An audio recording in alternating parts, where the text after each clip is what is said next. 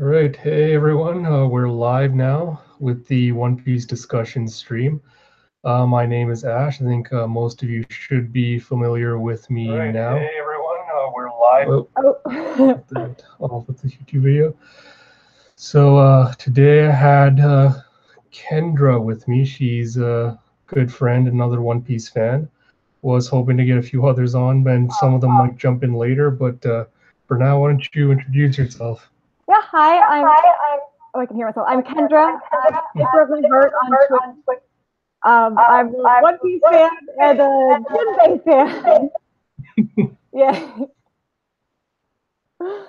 And So, alright. So today I think we'll start off, since it is the official One Piece Day. Thought we'd start off with a little introduction and talk about how we got into the series. How long we've been reading it for, favorite arcs, favorite moments, things like that.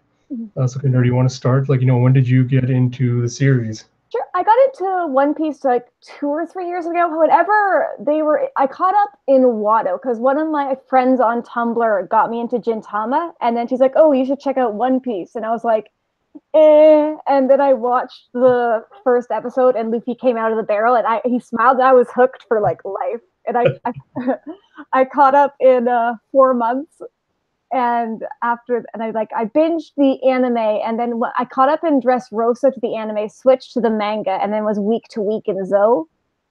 Oh, And okay, yeah. so like Whole Cake Island's the first like whole arc that I was like reading week to week on, and kind of like getting the fans like people's reactions as it happened as well. Oh, okay, yeah. So you're a relatively new fan then. Yeah. Yeah. All right, cool. Well, yeah, my history is a little bit longer than that. First real exposure to One Piece was when I was in high school. I found like a couple of first volumes in my library, and I didn't really get into it then because, like most people that initially try to start the series, is kind of turned off by the art for it. It's kind of goofy, and I was just like, this kind of weird, and the storytelling's, wasn't exactly what I was used to back then, so kind of forgot about it for a while. And then first year, a couple of years in university was when I really got back into the series. And I think I caught up when we were in Sabaudi, right Oh, when the crew was starting to get split up.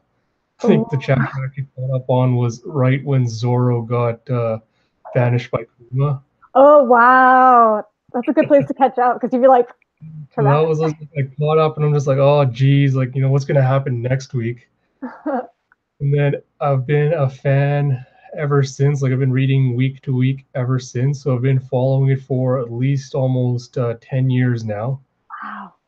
So, not the longest time fan, but have been along for the ride for a pretty good time now. Really wasn't part of the, like the whole fandom group until like about 2, 3 years ago.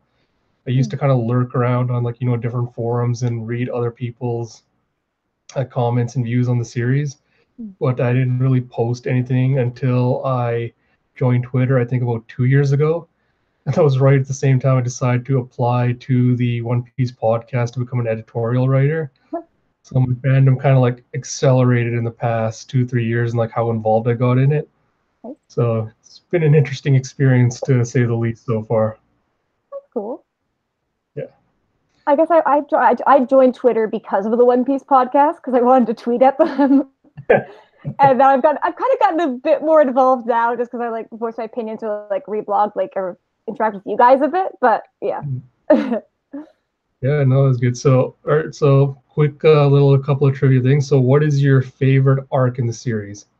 Annie's Lobby.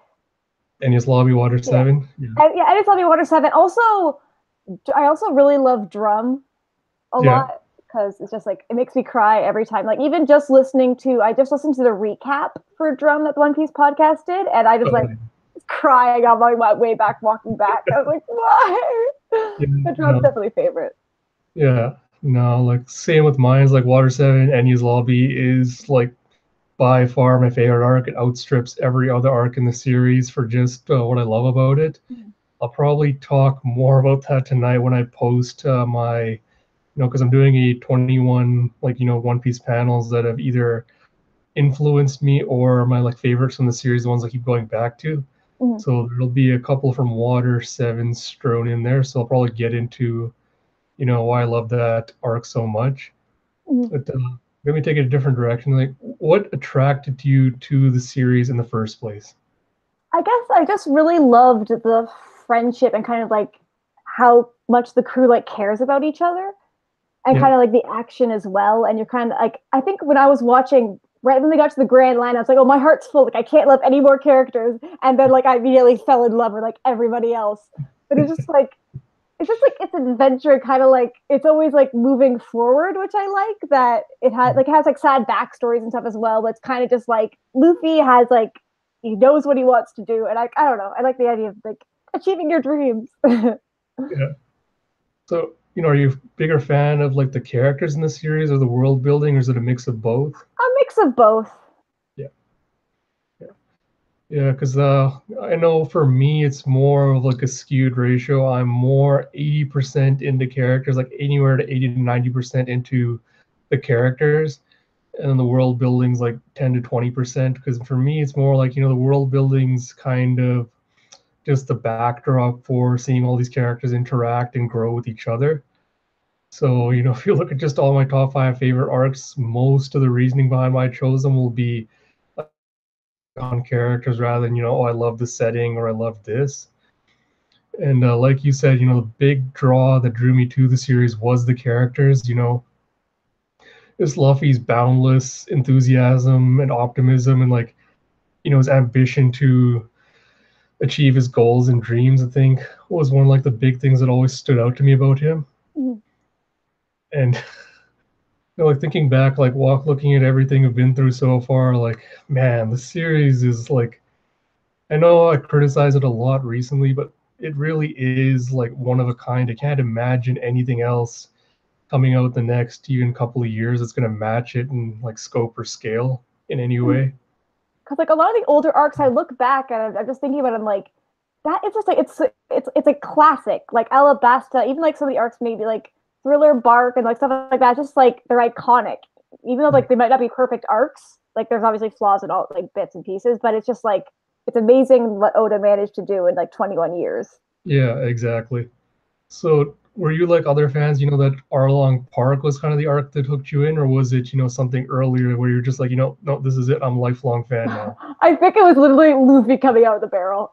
But then like I'm very simple. I was like, he came out of the barrel and I was hooked. But then I think like Arlong Park is like really where I like it really got good. Where I was like, oh, I'm like in this.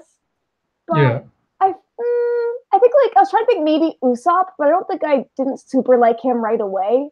So I think it probably yeah, was like around Arlong Parkish where I was like really liking it. But that's like 60 episodes in to the anime.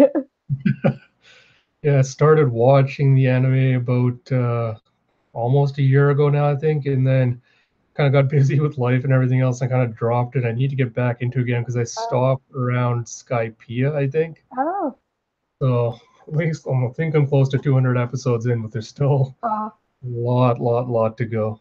I've rewatched it too many times. I think I watched it the first time subbed, and then I went back and watched it again dubbed, and now I'm waiting for Fishman Island for more of. Or I guess Fishman Island's over now. It's starting Punk Hazard in the dub, and I don't know Yeah. if they have more of that yet.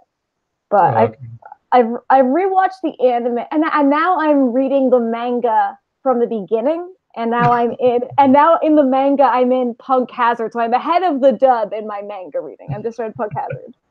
Nice. Yeah, I was considering doing a reread recently, but I'm like, feels like it's been too soon since I did my last one. Mm. So I might wait till 2020 once we get like, a good bit into Wano before I do another reread and kind of do my thoughts on it. But Mm. yeah, it's going to be exciting times. Right, so I know everyone kind of probably wants us to start talking about, Wano Reverie and the recent chapters kind of right away. Mm. But I kind of want us to take a step back first and talk about Whole Cake Island. I know everyone's probably getting tired of me, kind of going on and on about it, but so I got a few kind of points I want to discuss about that. But first, I kind of want to get your thoughts on, Whole Cake Island as an arc. You said it was your first really week to week arc. Yeah. general thoughts, opinions. I guess I really remember like at the start of it, I was like really, really like genuinely terrified for Sanji. I was kind of convinced he was gonna die, even though like that obviously wasn't going to happen. But I guess like I just as the arc went on, it just really felt like Oda had specific moments in mind that he really wanted to hit, and then he didn't care if he undid it immediately afterwards or like if how we got there didn't quite make sense. It was just like, okay, I want to have the Luffy Sanji fight for sure. So I'm gonna have this build up like all his emotional stuff and then Yeah, afterwards just like scrap that. Oh wait, Sanji's back, and then like the oh wait, I have to do the wedding now, and like trying to figure that out, and then like after the wedding, the runaway, the like running away from Big Mom took forever, and I'm just still not happy about the Jinbei leaving thing, even though like I love it's like a cool moment for Jinbei. yeah, It's just yeah, like a sour thing in my mouth of just like like why do you have to lead? Like, it's just putting off the inevitable for no reason and just yeah, pisses me off. But it's like, overall, I like Whole Cake Island, but some of the parts of it I don't like, where it like goes on a bit too long or like undoes immediately what it did before. yeah. Yeah, no, because I was talking about recently, because I'm kind of looking into more like the technical aspects of writing, Mm, because I wanted, trying to kind of put out my own, or at least working on my own story. So I'm kind of trying to get into, understanding the craft to kind of better analyze other ones. And mm, like feel like with even series as a whole, Oda's what we like to call like a discovery writer. mm, So it seems like he's the kind of guy that comes up with, like you said, a few key points or plot things that he wants to, like, he said, like, yes, for sure, I want to have this included in the arc. And he kind of just goes like by feel on how he's going to get to those points. mm. And I feel like that's like one of his greatest strengths. And like, it's like a double edged sword, like, it's his strength and weakness. Yeah, On the one hand, he's like, okay, I know where I want to get to, you know, and if suddenly during when he's writing the plot, if something else occurs to him, like he has a cool idea, he's like, oh, would it be better if this happened or if this needs changing? mm, And like, yeah, he can adapt on the fly as he needs to go. But at the same time, it also kind of cripples him a little bit because then those same ideas could be like, oh, I have this really cool idea, I want to put it in, yeah, but it might not really work with the story he's telling or even with the events as they're playing out. yeah. I I think think that it's. really shows. Sorry. Oh, please go ahead. Or I think that really showed. I think Greg pointed out, like on the One Piece podcast, that the like Oda didn't think Oda knew how to end this arc, and I think it really showed at the end of Whole Cake that like the stuff that happened, like oh they could leave, but no this happened. Oh they could leave, but no this happened. And it's like Oda being like okay do this, but oh wait no, and he keeps like he's like Yeah, writing fan fiction. I do that when I write like a thing, but I'm like oh no wait the character could do this. So it's yeah, like it's a bit too much that you can see his thought process too much. That it's kind of like oh wait what do I want to do. So it's like I'd rather have just like fine tuned it a little bit more. yeah. I know fans have suggested like between each arc, if you wanted to take like a month or two off just to like better plan out everything rather than trying to rush into it, like would be okay with that. I know some fans would be like, oh, he's taking too many breaks and everything, but honestly, if he's gonna be able to tell a better story by having time to plan and get everything properly recorded, I think I'd be happier with that. Same. The thing that's one of the harder things about like being an actual like storybook author versus a manga author is like as a storybook author, you can revise your story as many times as you want. You finish the full product, you can go back and change how many other things you like, fix the parts that are broken, have readers go through it and give you feedback and everything. Mm, Whereas with manga, you have to get out a chapter a week yeah. constantly. Like Oda is already pushing himself to the brink, not sleeping properly, just working constantly. And so I can understand like kind of why he feels pressure to be like, oh, I have this cool idea and I want to really put it in, even if it kind of conflicts with what I had before. Like it's kind of harder for manga authors, I feel, to be discovery writers and kind of feel like, oh, I don't want to give Oda a little bit of slack for that to be like, it is harder to do what he's doing week to week like he is because he really does want to tell a good story, I feel. And sometimes the process seems to kind of work against him. Yeah. It's like if you have a good idea, just stick with that one idea. I love Oda the creativity. He does like a bunch of different stuff at once. But it's like Yeah. sometimes you need to like funnel in and be like, okay, I'm just gonna focus on this one idea. Otherwise it gets distracting or like just too busy. And like the end of Whole Cake was just too busy and messy, in my opinion. Yeah, exactly. Oh, we got something else. Hi. Hello. Hi. Hello. Hi. I'm Kendra. I don't know, sorry. All right, cool. I am a little bit late, but So you want to give a little introduction, who you are, everything yeah, like that? cool. Yeah, I am, I guess on the Discord channel, I am Hyperbolobly, Oh, Okay. the one that they often have a hard time pronouncing. that's what I thought of too. Actually, I guess now it's showing up as Hyperbolurbular. Yeah. Let's see. I guess just what should I go about, like how I got into One Piece, background, that kind of stuff? Yeah. Or So, you first give us you want to just us to call you Hyperbola, or just oh no, a short no, sorry, my name's Ellen. That's Hi, probably a little bit easier to say. I can try it. Hyperbole and a half. I can say it. Yeah, I'm Ellen. So, yes, we want to kind of just talk about, me and Kendra already talked about this, but if you want to get into, how you got into One Piece, how long you've been reading it week to week for, Yeah, then maybe your favorite arc, and what you love about the series, we can go from there. cool. All right, so I got into One Piece. I was trying to think about this. I think this was when I was in middle school, and this was so my brother was into anime first, and so he was my source for everything. And so it was like what I started on Trigun, and then he started downloading One Piece, the anime first, and I was probably like, I don't know, like 8 or 9 years old. Oh. And then so I was starting to watch it, and then I'm pretty sure that I watched the 4Kids dub at some point. I think that was part of my life at some point.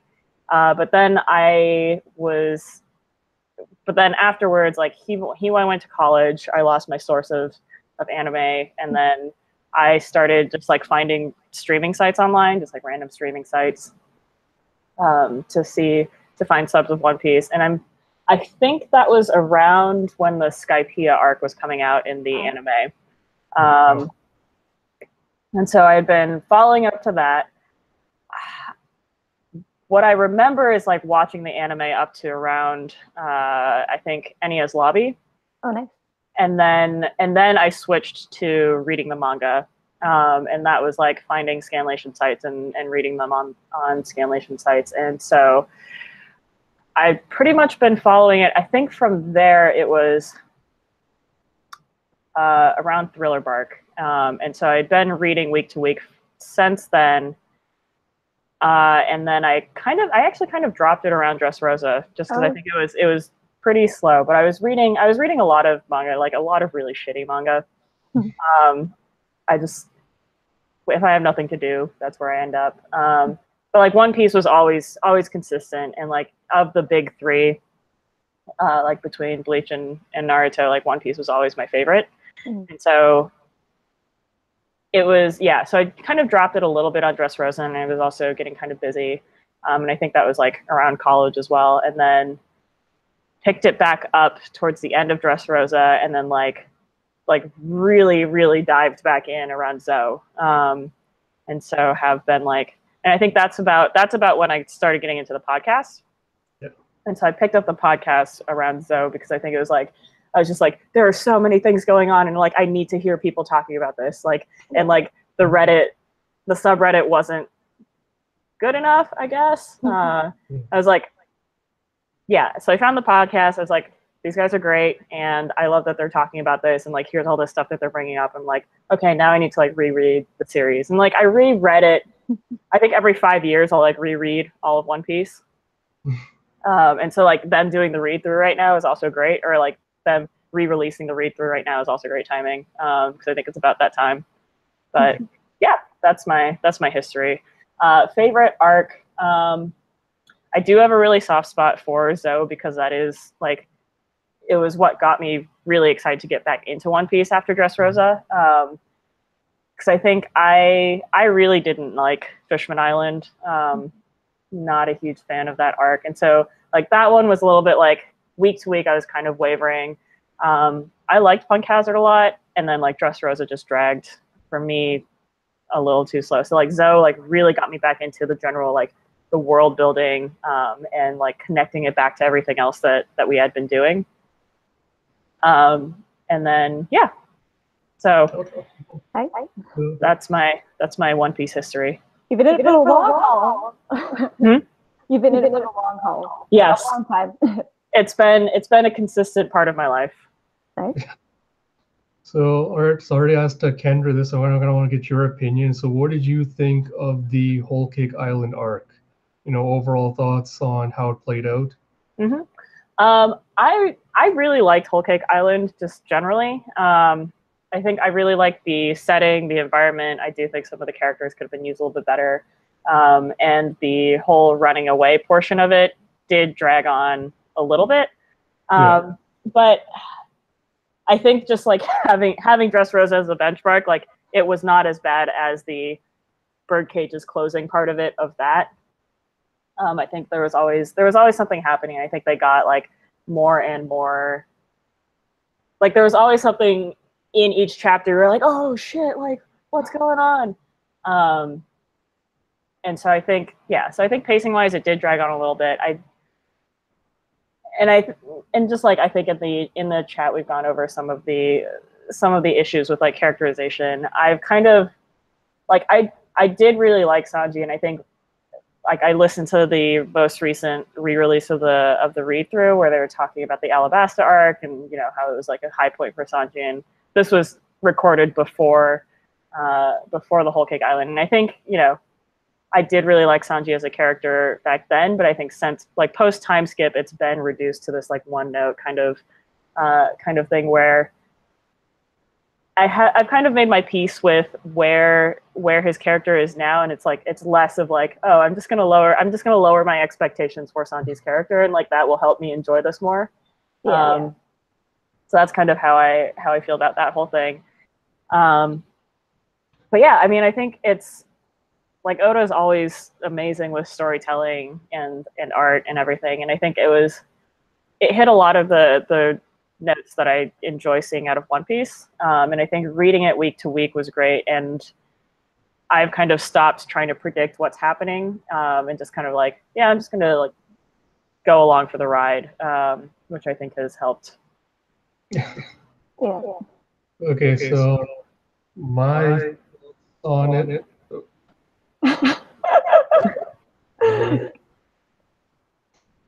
Let me try closing this. Okay, let's try that again.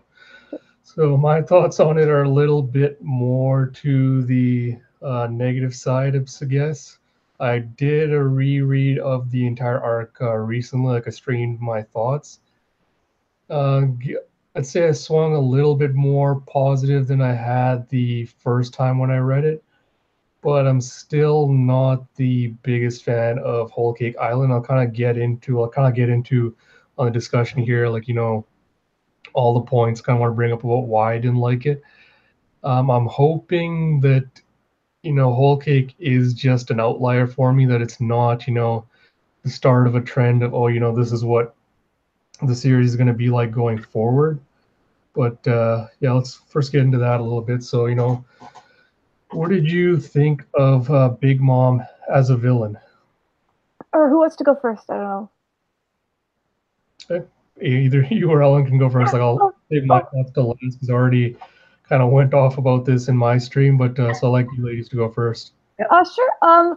Big Mom's an interesting choice because, like, I remember at the start of the arc, people were kind of debating back and forth whether or not Luffy would actually fight her.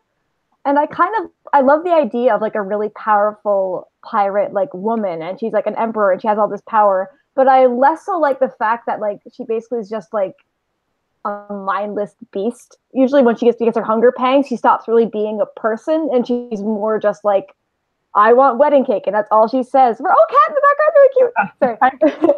For like a certain amount of chapters, she just says wedding cake, and that kind of disappointed me. But I do like the fact that Luffy still can't beat her, and like I think she's interesting and like hateable because she's horrible to her family, and she has like kind of a really twisted view on the world because like the way she was basically just raised by people who are terrified of her and want to use her for power, and like. I'm not saying like, oh, she's gonna become good, but just that like she's an interesting character. I don't hate her, but I just like I want to see more of her and like learn more about Big Mom and have her be a person and less of a I do like she's like a force of nature, but I don't know. That's kind of my big mom thoughts. Yeah. Mm-hmm. Yeah, I'm excited to learn. I feel like we're gonna have to get something because of the whole thing with like her past with Kaido. She's headed over to Wano, and the whole thing that was like, we're gonna bring up this whole other crew of pirates from 40 years ago that were like even worse. I'm like, okay, what's going on? Like, what's gonna happen? And so like for me, I feel like there's so much of One Piece that's like that, where you kind of have to reserve judgment because you don't know we won't know the whole story until the story's finished. Yeah. In which case, but it's sort of like, yeah, but that could be like 20 years from now. Yeah, did you get the recent news that Oda's again saying that the story is now 80% over? Yeah. And mine's over it. Sure, Oda. Yeah, right. It's like, yeah, you've said this before. Yeah. Yeah, it's kind of hard to buy into it now, but because before he said 60 last time I've heard anything of him saying stuff. Now it's jumped up to 80, and it's like, sure, Wano's probably going to be like 3. I'm gonna call this now. Wano's going to be like 3 or 4 years. Yeah. Oh man, we're gonna be there forever. Yeah, it's like we're never gonna leave. Yeah. It would be such a troll move if he was like, oh yeah, we're gonna wrap this up in a year, and like, oh my god, Wano's gonna be like, in and out, we're done. Yeah, that would be hilarious. Because also, or no, wait, that's okay. Never mind. That's next chapter, not released yet. That I was gonna say something, but we'll see. Yeah. Oh yeah. So probably no spoilers for the.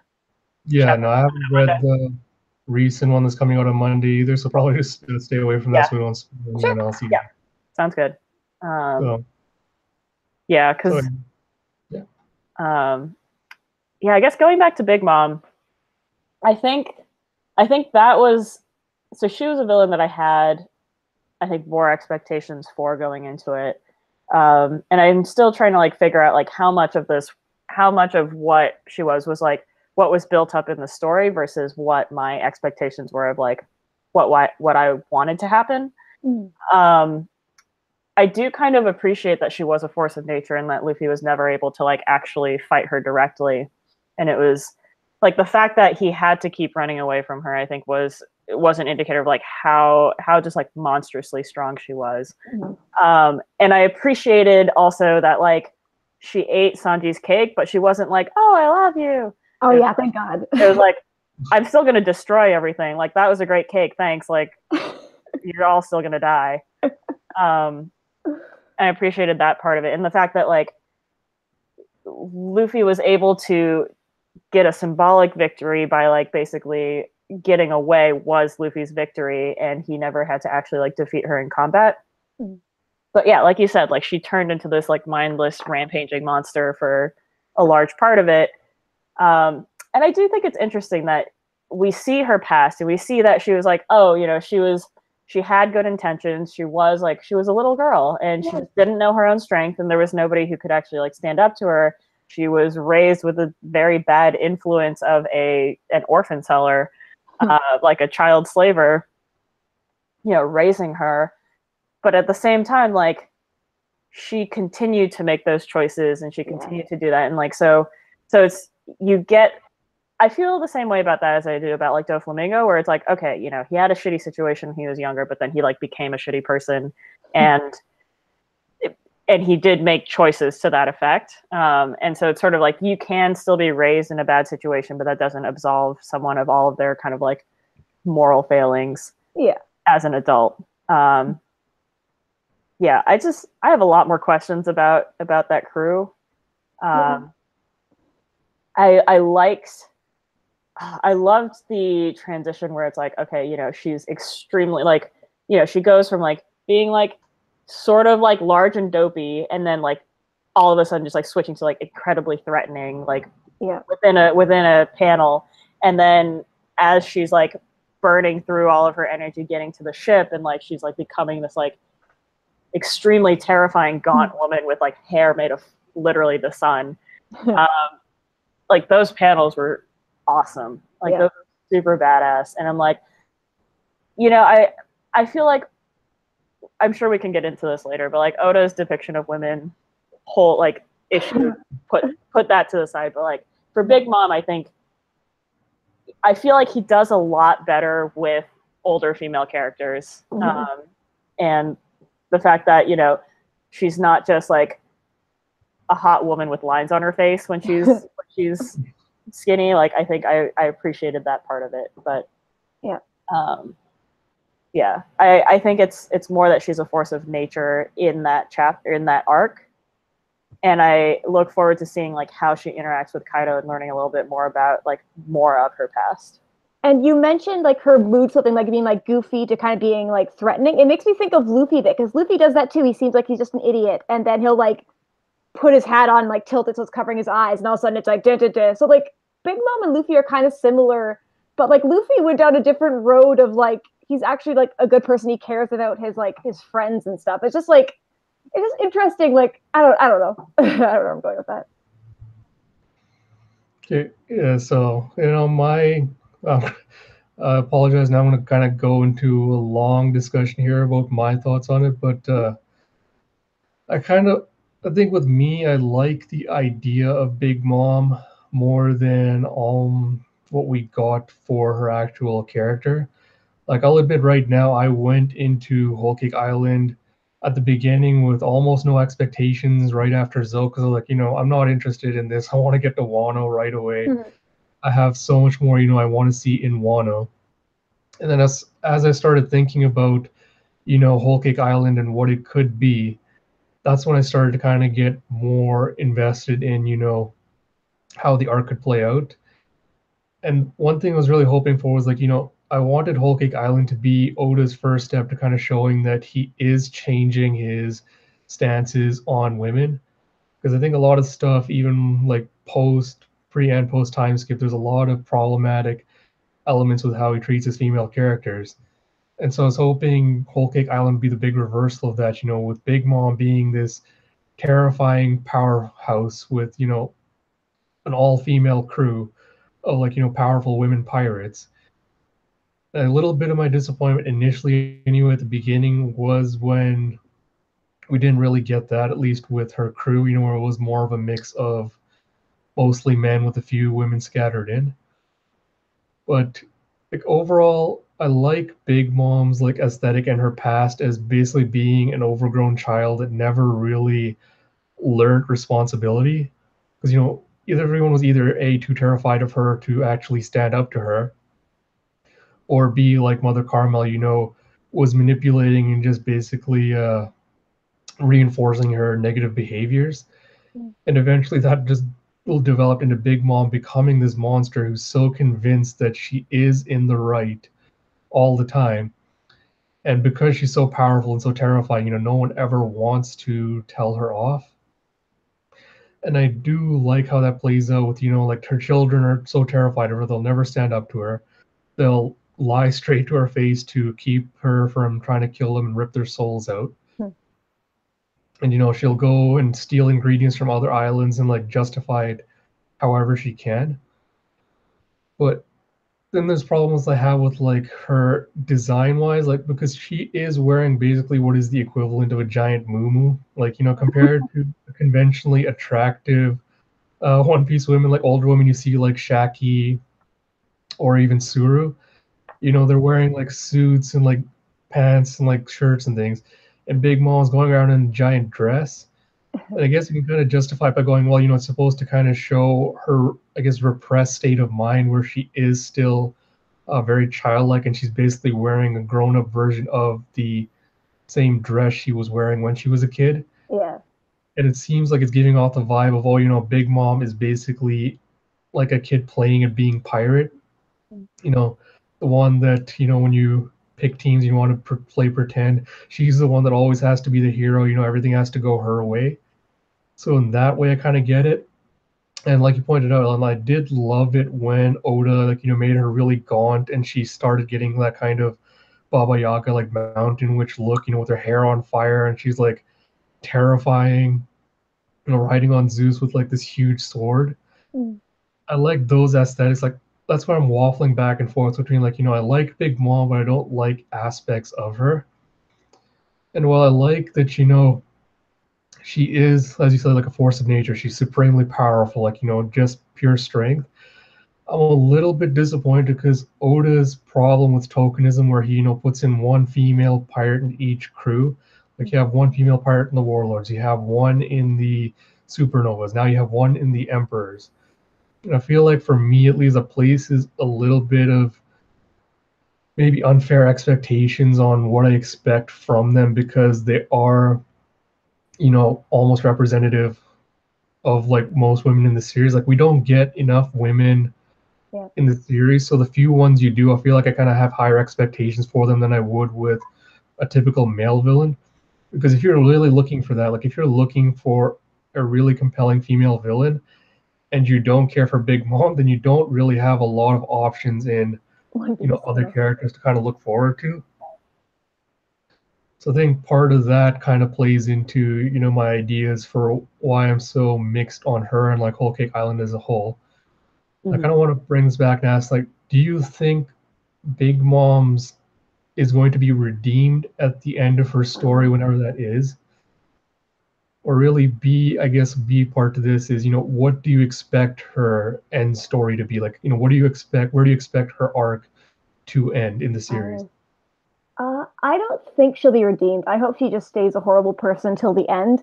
But I hope that, like, if anything, that maybe but I also I don't know how I would feel if she was like one of the first emperors to be like taken down. I would almost like it if like she's the only one who wasn't. So maybe like I don't know what happened with Shanks and like Kaido or whatever. But if Big Mom just kind of like she'll be back in the story maybe in Wano and maybe in Elbaf. But I don't want Luffy or anyone to beat her. I just want her to like she can go like I don't like besides the like rock stuff, which is just like added stuff that I'm just like I don't even know how I feel about this because it's just like mystery. So what I want for her in the end is that I guess I don't want her to be good, and I want like I hope she has a cool fight with somebody. We actually get to see her in her right mind fighting someone and getting to see. I guess we kind of got to see that when she was all gaunt and like scary looking, but I guess I hope she gets a cool fight and like we get to see a bit more of like her like strategizing or like thinking stuff out in a fight. Like kind of like I want her to surprise me. That's what I want. I want her to do something like cool. I don't really. Yeah, that's my thoughts. Yeah, no, I agree with that. Like, that's part of my other problem with it. Like, let's kind of go into a thing later with the emperors, but I've been wondering, kind of theorizing lately, like, what does it mean to be an emperor and what does it take to be an emperor? And it seems like a lot of it is, like you need to be physically powerful. Like we've seen this with Kaido, we've seen this with Big Mom, we've seen this with Blackbeard. Like even in the series, being a shonen, I get that, power does have to factor into, people who hold positions of power.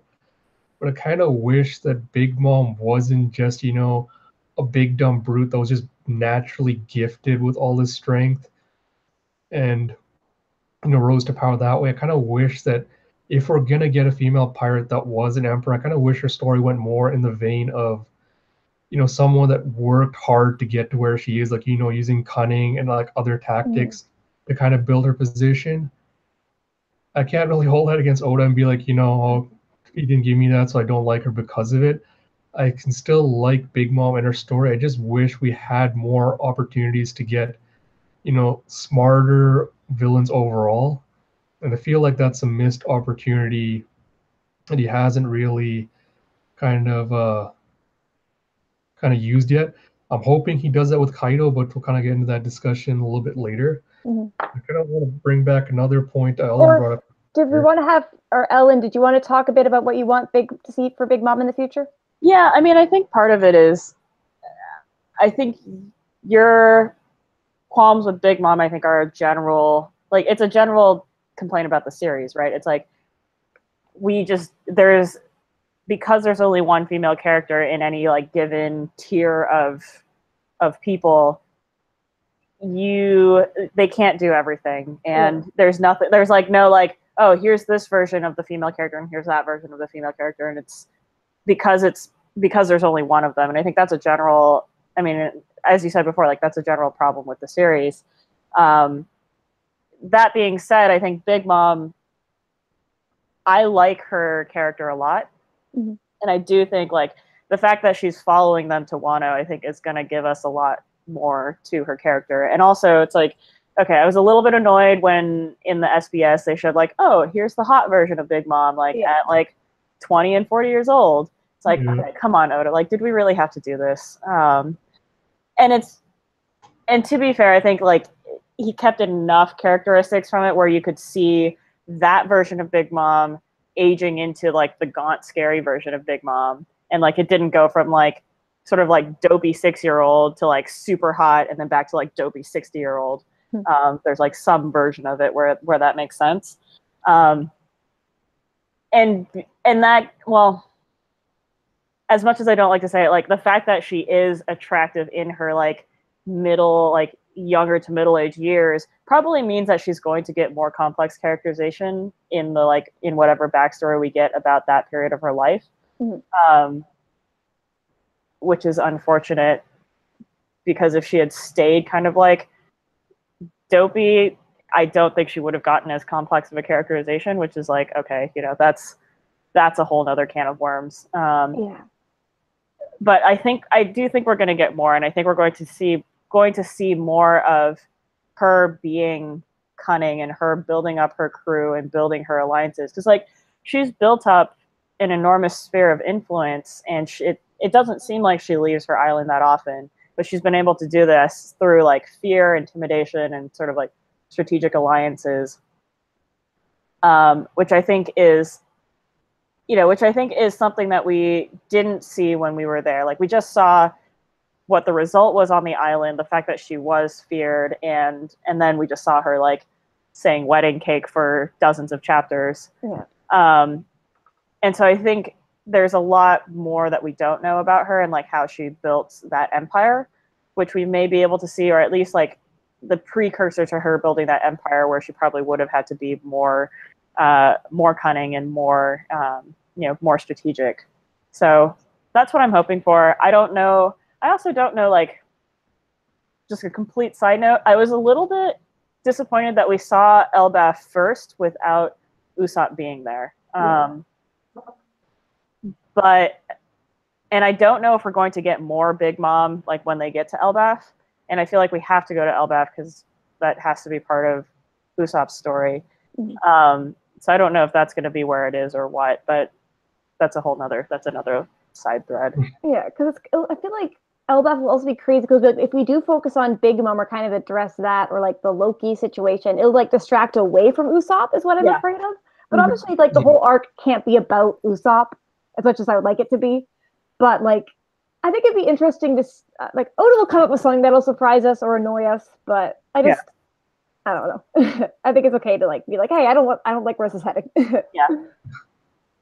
Okay, so let me ask a different kind of question about Big Mom and her past. So are you both on the side of, she cannibalized Mother Carmel and the children at her 6th birthday party?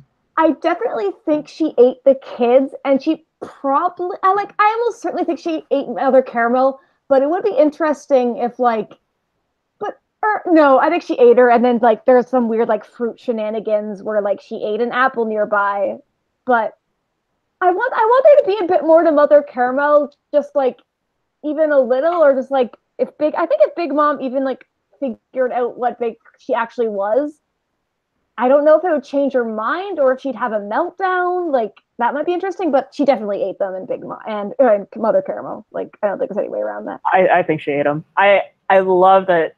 Like that was one of the moments in the middle of the chapter. You're like, did he really just like? Did he just imply that one of the main villains like just ate a bunch of orphans? Like, okay, I guess we're going there. Like this is the series where nobody dies for real, and someone just ate like a boatload of orphans. A bus full. Yeah, like this is where we're going. I love it. Yeah. So one more question then before I kind of dive into my own thoughts on that. Why do you think Oda chose to have, a giant watching what happened to, the events of that day, and also have Stroyson there also having seen the events of that day? Like, really, what do you think Stroyson's role is in the entire arc and really, like, Big Mom's own story? Probably so like on Elbaf, that giant or like that history can be brought up to the Straw Hats when they come. And so maybe like Big Mom will find out that way. I really hope Strusen is more important, or like we kind of get to see more of him, see him fight. Because like he created Big Mom. Like Mother Kamo raised her and like kind of like started it, but he's the one who like led her into becoming a Yonko. Like without, or Emperor, without him there, I don't think she would have gotten that far to have like someone lead her and be like, you should do this, instead of just being like, I want everyone to be happy. So I think Strusen will have a big. It'd be cool if he was like. It'd be cool if he ended up being like a main villain, but also I don't like the idea of him like puppet stringing Big Mom either, because she's an adult now. So it'd be funny if she like stepped on him because he like argued with her, and she's like, actually, I don't listen to you, and she just steps on him or eats him. Yes, I want Big Mom to eat Strusen. That's what I've said. Oh, that'd be. And she dies because of it, because she gets his fruit, 2 devil fruits, and she dies. There. There we go. So I think, so for me, I'm okay with like Mother Carmel being the person who groomed Big Mom to be the way she is right now, and Strusen basically being an enabler. So it's a different relationship where it's like, okay, you know, Big Mom was doing things for Mother Carmel, but then like Strusen is just, it's not that he's controlling her, it's more that he's just going along with what she wants to do. And so it's less of like a puppet stringing kind of thing and more of like he's along for the ride and he's helping her do all these things. Yeah, basically like the devil on Big Mom's shoulder, basically. Right. Like encouraging the worst parts of her nature, but like she's still in control of the situation, and she's still, but like the fact that she has this yes man next to her makes it so that she's like she never like has an emotional growth moment, and she's like kind of stuck in that mode. Or like I think it's like that she's allowed, she gets everything that she wants because she's so powerful, and also because Strusen is there to help make that happen. I think the giant part of it is more of I don't know. I feel like I don't want to be hearing about Big Mom on Elbaf. Like I want that story to center around Usopp because that's been built up for so long. But we're gonna have to get that because the Giants know about what Big Mom did. Like we haven't addressed anything with Loki. I think there's still a lot to be resolved with that whole situation with Loki and Lola and Big Mom. And so I think there's more there. And also it's like, okay, you know, now we have people who knew Big Mom when she was a child in the Straw Hat Grand Fleet. It's like we have Haruden, we have Girth, and they're all part of the Grand Fleet. And it's like, okay, at some point, all these loose threads are going to have to tie together somehow. I just don't know what that's going to be. So, yeah. So that's kind of where I am there. So, I don't know. It'd be cool if, the Grand Fleet, like, at some point they encountered Big Mom and they could have, like, Hyruden, like, kind of loses it and tries to attack her or something and gets, like, smashed down and kind of Luffy has to interfere or something. Or, I don't know, but I think definitely they're going to have some kind of interaction at some point. Right. Or, like, maybe even Haruden is able to, like, land a hit on her or fight on equal terms with her. And so it's like, you know, she killed one of his heroes and like now he's grown to a point where he can actually avenge his fallen hero. Oh yeah. Maybe. I don't know. That could be cool, yeah. If you get enough giants attacking her, she might actually be like a threat, because so far no one has been, but a bunch of giants, they're pretty powerful. Who knows? Right. But cool. Random question. Do we know where the Atom Tree isn't on Elbaf, is it? I think that's the speculation right now. Is like that giant towering structure we see in, like, you know, when Big Mom's flashback first starts. I think everyone's speculating that the giant towering black structure we see is the Atom Tree. Yeah. It probably would make sense just given what we know about his history. You know, being in like a war-torn land, we know the giants, like especially the ones on Elbaf, are sort of primarily warriors. So I guess it makes sense that they'd have the Atom Tree there. Yeah, and there's like the whole Norse mythology of the world tree and all of that ties into it. The rascal. Yeah. Or I think like people, there's the big black tree, and then there's also like a little like almost see-through thing that could be a beanstalk, or there's some like weird prism thing going on, and like that's someone pointed out on Twitter, and I was like, what the heck is that?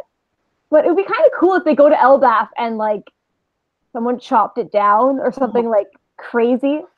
But like I don't know why they would, but I could see something like, I feel like there's going to be some crazy shit that happens for Elbaf, because I think it's going to tie in things with like the Void Century and the world government and all those threads, because I think there's been a lot teased. There's so much, and like literally I don't think any of us could even come close to touching like how that's going to all tie in. But like the giants are a long-lived race. They are very likely to be able to like remember some of the things, or at least have passed down stories.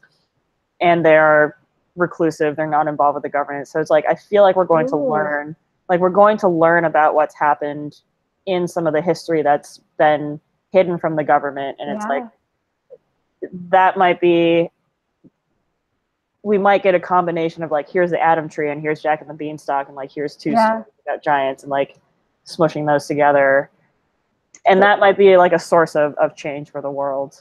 So like a giant who was alive during the Void Century might be cool. But I forget how old. We saw the oldest ones were the two like beard guys that 300, I think. Yeah, so not quite old enough. So I think the Void Century was 400. No, that was Nolan. I don't know. 800.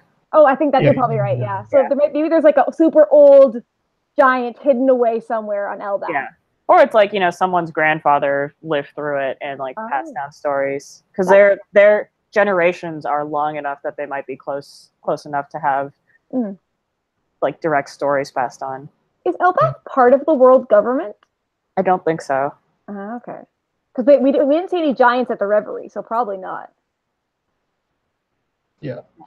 So, all right, so I'm going to kind of jump back in a little bit here, and I'll just toss this out quickly. I know Greg's theory is that maybe San Juan Wolf would be the one to show up on Elbaf, from the Blackbeard Pirates, and then his show of force, like to show how powerful the Blackbeard Pirates are, is he would be the one to tear down the Atom Tree.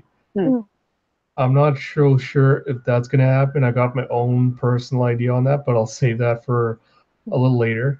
But I kind of want to get back to, the Big Mom stuff. This is something I noticed, like, on my reread recently, and kind of, like, I've been thinking about a lot, is Whole Cake Island is really an arc, about illusions. Like, from the moment we step foot in the island, nothing is really what it seems. Like, Big Mom's utopia isn't really a utopia. The seducing woods aren't what they seem. Pound, when we found him stuck in the ground, he wasn't what he seemed. Same with Cracker and his little biscuit bodies. And like, the more and more you go into the arc, the more you find out that not everything is what it looks like. And yet with Big Mom and Mother Carla and the children being eaten, that seems like the one thing fans are willing to take like at face value is the idea that yes, she did eat Mother Carmel and the children. And it's not that I'm against the idea. I've kind of been trying to play it out like, okay, how is that going to affect Big Mom's story? Because I think everyone can agree that, somehow Pudding is going to show her, like using her memory powers, she is going to show her what happened on that island on that day. And so if it does end up, okay, all right, Big Mom ate the children, she finds out that, oh no, I ate all of them and I became this horrible monster. What do I do? I've been wondering, like, okay, what would be the end point to her story if that happened? And I can't really imagine much from either her not accepting, that this happened and just continuing to be herself, or just going completely catatonic because she can't believe, I actually did this. But there's a few like discrepancies in what happened on the events that day that kind of bug me, because we know that Mother Carmel is a slave trader. And that she's, had to deal with CP0 to kind of sell Big Mom and the other children to her. But how would Big Mom ever find out, that Mother Carmel was a horrible person unless she met someone that knew her as she was? And then like Oda kind of stuck, the giant and Stroyce in there on the same day. And then like, they saw what happened. And my original idea was like, okay, maybe the giant didn't see everything that happened start to finish, and and he made assumptions about what he saw, and he went back to Elbaf to report, this is what this is what happened with Big Mom, and that's what made the Giants hate her. And then Strossen was the one that saw everything play out, like he knows what the true story of what happened on that day was. So that's kind of the first thing that stuck out to me. And the second was, Big Mom blacked out after eating all the semla, and she wasn't in a hunger pang when she did it. And I went back into the flashback when she had the semla before, and she never blacked out when she ate it the first time. So, so something must have been in the semla to maybe knock her and the other children out. So my idea is like, what if Mother Carmel decided on that day, they're going to be a big birthday party. I'll drug the semla, and then CP0 can come and take all the children away on that day without a fuss. And that's why she blacked out during, after eating it. But things didn't go according to plan, and that's how events actually played out.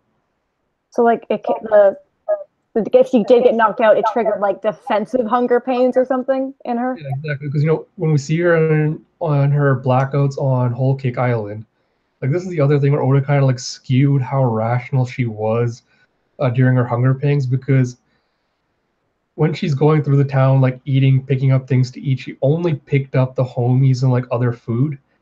And as soon as she was confronted with people, she'd immediately be able to like reason with them and talk to them, and be able to like, I'm going to rip out your soul if you don't give me what I want. And even later when we see her with Pero Sparrow, same thing when he tells her, Big Mom, the cake is on the Straw Hat ship. She's lucid enough that she understands, what does that all mean? And what do I have to do to go get the cake? And even lucid enough to tell Pero Sparrow, if you're lying to me, I'm going to kill you because, you sent me on this goose chase.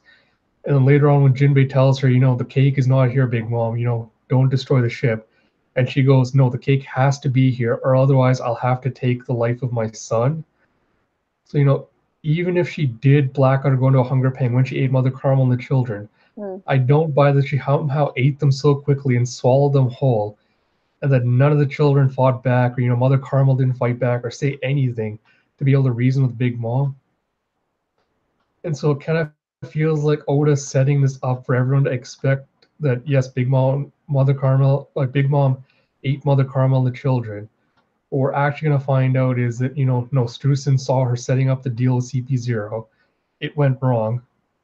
They ended up taking away Mother Carmel and the children, but they couldn't take away Big Mom because she was too powerful. She was overpowering them.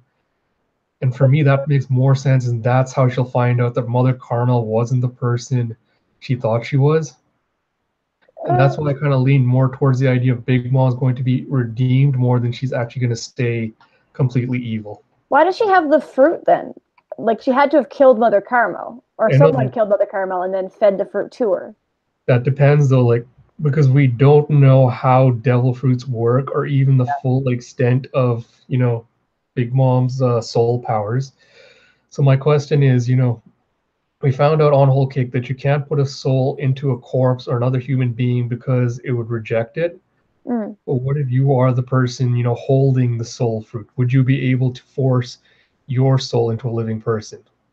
And so that's my idea is like, what if Mother Carmel, with her dying breath, was able to rip out her own soul, make herself into a homie, and then basically take residence in Big Mom's body, and she's like basically been kind of basically put to sleep, like she's in a deep slumber in Big Mom's subconscious. Because you brought up the idea earlier of Big Mom is making all these decisions to do these evil things because Strusen's influenced her. And to me, that idea is like okay, is she not smart enough to realize she's being manipulated, or she doesn't care, or is she being subtly influenced towards being more evil than she originally was? I think it's part of it is that she was raised in a way that was like she got everything that she wanted, and now she has someone who's basically enabling that, and I don't think that's necessarily like in an outside influence at this point. I do think there is more to it. I want it to stay as the like orphan eating thing, but like at the same time, if I were Strusen, my reaction to seeing someone eat a pile of orphans isn't like, oh, that's hilarious, let me go like say hi to this person. It's gonna be like, I better get out of here because she's gonna eat me next. Yeah. And so like that also lends something to the fact that like, okay, it's probably more than what was strongly implied, because I think that's also something that Oda does, is like, unless he spells it out and shows it on panel, there's so many other things that could happen. And so I think that is a very real possibility. In my heart, I do kind of want there to be like an orphan eating session in this. Like, that's just ridiculous. It's crazy. Yeah, it's just, I think about it, I'm just like, she just ate those kids. Yeah.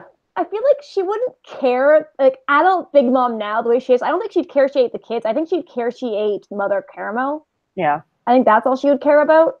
And so, like, I don't know if that would, like, I don't think, like, learning that she ate her or, like, learning that she's a bad person would make her decide to be a good person. Yeah. I think Big Mom likes being a bad person. It's easy. I agree with that. So I think she's spent long enough just, like, doing whatever she wants that she's probably, like, I could totally see putting, even if she did eat the orphans and Mother Caramel, like, I could see pulling out the memories from Strufsen, showing Big Mom, and she'd be like, this is what happened. Like, this is what happened. And she'd be like, oh, well, that explains that. Okay, Oh, that's why that meal tasted so good. Let's do it again. Like, okay, she didn't leave me. I just ate her. Okay, cool. Like, I have no regrets about the last 60 years, like the last 50 years of my life since then. Because I feel like I don't know. For me, it's she's lived long enough as like a rational adult where it's like, okay, something from her childhood wouldn't just flip her character at this point. Yeah, she's like 60-something now. But even though like people can still change, I think what Big Mom's character is that she doesn't want to. But it might be interesting. But I don't want I just don't want a good Big Mom. I don't want like, oh, I'm your friend now, Luffy. It's just like that would be so boring. As well. Yeah.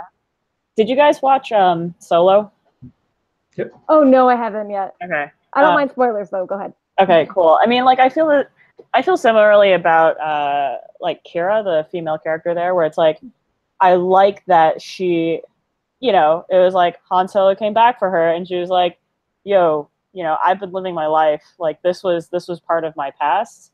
And I've done a bunch of shit that like I am a different person. Like, sure, we knew each other back then. That was great. Like, had good intentions, all like, starry-eyed and whatever, but it's like, look, like, the reality of life is it's tough, and I've had to make decisions. I've made my peace with them, and this is like, I'm a different person than you knew. And as many other problems that I have with that movie, like, I liked that part of that movie, and I think it's like, you can be a good person. Like, I feel like everybody, as a kid, you start off as like kind of default, you haven't been screwed up yet. There's some jerk kids though, but yeah. There are some jerk kids. And it's like, the part of me is like, oh, but they're probably right. But then there's like some really jerky kids. But there are kids that can start off as good kids and end up as like bad people. And you can't necessarily blame all of like your circumstances have something to do with it. And it's like, yeah, if you're a good kid in a shitty situation, it's really easy for you to turn out, I feel like it's just, you become, it's a more complex characterization where it's like, you're not just a good person, or just like, it's not, you're just a good person that made some bad decisions. Like, you can be more complex and you can be morally gray, and like have these conflicting sides of you. And I think for Big Mom, it's like, you can start off as a good person, but then you can sort of like choose to keep going down this other path. And I don't think there's always redemption at the end of the tunnel. Yeah. It's kind of like the nature versus nurture argument, but always the thing is like they both influence each other. So kind of like, was Big Mom born a bad person, or was she made into one? Or is it like she became one and decided to stay that way? She's a complex person, and it's a complex creation of what Big Mom is. Right. I think I don't feel like she needs to be redeemed. Yeah. It's not so much that I feel like she needs to be redeemed. It's more like concern with how Oda's gonna handle her story. Mm-hmm. Because every female villain we've been introduced to, like Boa Hancock, Pudding, all these ones have always had a man usually at the end flip them to the good side, where it's like, oh no, they weren't really bad. They were just kind of misunderstood or misjudged or something. And that's my biggest worry with Big Mom is I can understand Oda in putting in Scruton because he's like, oh, I want to put in this air of mystery, like what happened on that day, and like show him influencing her to the bad side. But my question and worry is always like, how much influence does he have on her? And I'd rather have had Big Mom become who she is without needing to be, have the help and support of another man to get where she was. And so that's kind of like where I am right now. Is kind of worrying what where is Oda going to take her end story arc. And for me, it's not just tied in with like just her story arc. I kind of feel like her story arc at the end is going to be tied into a few other characters on Whole Cake Island. But this arc was not a good booster for me. Like yes, Oda's going to start treating women properly going forward, and so that's still a concern I'm kind of having going forward, even with Wano having come up right now. Mm-hmm. I guess what I kind of want, like, I don't really want Big Mom to change, but I would like several of her family members to leave. Like, I'm fine with Pudding choosing to stay, and people like getting mad that she did. I think is kind of hypocritical because they're not mad that Katakuri didn't leave because they're both kind of in the same situation. So like, I just hope eventually that like Pudding and like just like any of the girls or like any of the guys like Katakuri will be like, you know what, actually you're a bad person and this is not the kind of pirate I want to be, and they can go out and be their own pirate. They can still be evil, they can be evil pirates, but they just don't have to be like her like manipulative, like toxic family environment type of pirate. Yeah. So like that's what I hope her family changes and maybe that she ends up being alone. Yeah. Yeah. Yeah, and I think like the moment that we had with Katakuri and Brule, I think that showed sort of like the kids basically raised themselves in that environment, and like some of them I think were able to like to form like strong emotional bonds despite the environment they were raised in. Mm-hmm. Yeah, and I don't know. I feel like Pudding's character, I have decided not to feel any certain way about it. I'm like, I'm just not going to be invested in this character. But I was going somewhere with that, and then I completely blanked. But yeah, I'm just going to close that thought. Yeah. This movie is like a really kind of dividing thing because I kind of kept flipping is that when she seemed like a really goody person, I actually kind of liked it because I thought it was like an interesting choice, and then when she turned evil, I'm like, oh, I like that too, and then it's like, oh, now she's like kind of waffling, and at first I was like, really, but now I kind of like it because I think it really makes her feel like a character, because I guess like people don't like the fact that she's in love with Sanji, but to be real, if I met Sanji in real life, I would probably feel the same if I somehow managed to ignore like his nosebleeds and like how like in your face he is about how much he's attracted to you. I mean, I think I also like the fact that like Sanji treats the women who actually like him differently. Like, like he's become completely oblivious to anybody who like actually shows affection to him, and it's kind of like this. It's sort of flipped where it's like, okay, like now we have. I think it's hilarious that there's like someone treating Sanji the way that Sanji treats other women. Like, yeah. And he doesn't really notice. He's like, oh, fluff. He's like, oh yeah, I got Pudding, and it's like, yeah. And like I feel like Sanji's sort of self-sabotaging there. Oh, I just want to say I cosplayed as Pudding one year. I got like a googly eye and like glued it to my forehead, but I had like a horrible wig because I like didn't buy a wig that already had like pigtails built in and had like horrible bangs, so I had to like make the ponytail myself, and it was just like it was bad. But I got to wear googly eye, so it was worth it. Nice. So, but I have mixed feelings about Pudding. I think she's interesting, but maybe she could have been handled better. I don't know. I think Ash has some feelings about her. I think that her fruit is like criminally underutilized, but also that like I I appreciate that it wasn't overutilized. I think it could have been. I think it could have been an incredible. Like it would have like broken the whole thing.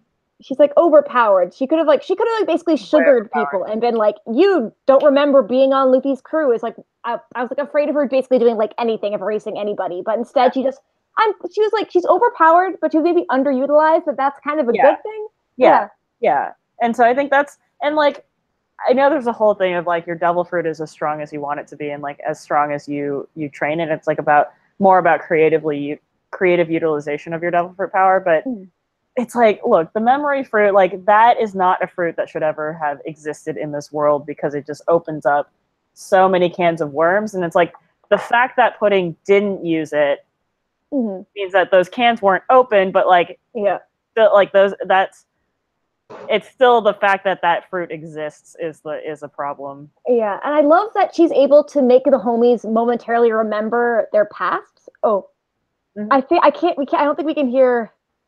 Oh wait, oh never mind. So I just like it'd be cool if she was able to do something with homies of like maybe a Pedro homie that she was able to move the memories into that, or just like I hope she does something with homies with her memory powers. Yeah. It's man. Okay, let's like feel free to voice. Yeah, I kind of want to get into like the whole Sanji Pudding dynamic first. Like my general thoughts on Pudding first, I guess. I guess I like what Oda wanted to do with her, even though I think he really flubbed the execution, not only on her side, but just with how her relationship with Sanji played out. And with like, I know fans are mad that, she didn't leave Whole Cake Island, at the end, et cetera, et cetera. I guess part of that is because her story hasn't really ended yet, but I think part of that also has to do with her connection to Lola and how that story played out. But let's actually get into, so let's talk about Sanji and his entire relationship with Pudding and his character arc on Whole Cake. Just general thoughts on how you felt about how Oda handled, Sanji's entire bit on Whole Cake Island. Sanji didn't change. I guess he kind of went like from the, I'm gonna give myself up for the crew, and then he's like, oh wait, she's evil, and like I'm gonna go back to thing. But like Luffy, essentially Sanji's character stayed the same. I guess he kind of changed his decision making, but it's not like after the arc he's gonna stop being all spinny whirly about women. He stayed the exact. Nothing changed with Sanji. He's the exact same. He didn't grow as a character. He just like, oh, she's evil. I have an out. Like, there's nothing. Sanji didn't change. There was no character development in that arc for Sanji at all. And like, we've moved past the crew needs to like know that Luffy has their back. Like, we've moved past that long, long ago. Yeah. I don't think anybody was really asking for more Sanji backstory. It's like, okay, like the Germa stuff. I think there's a lot.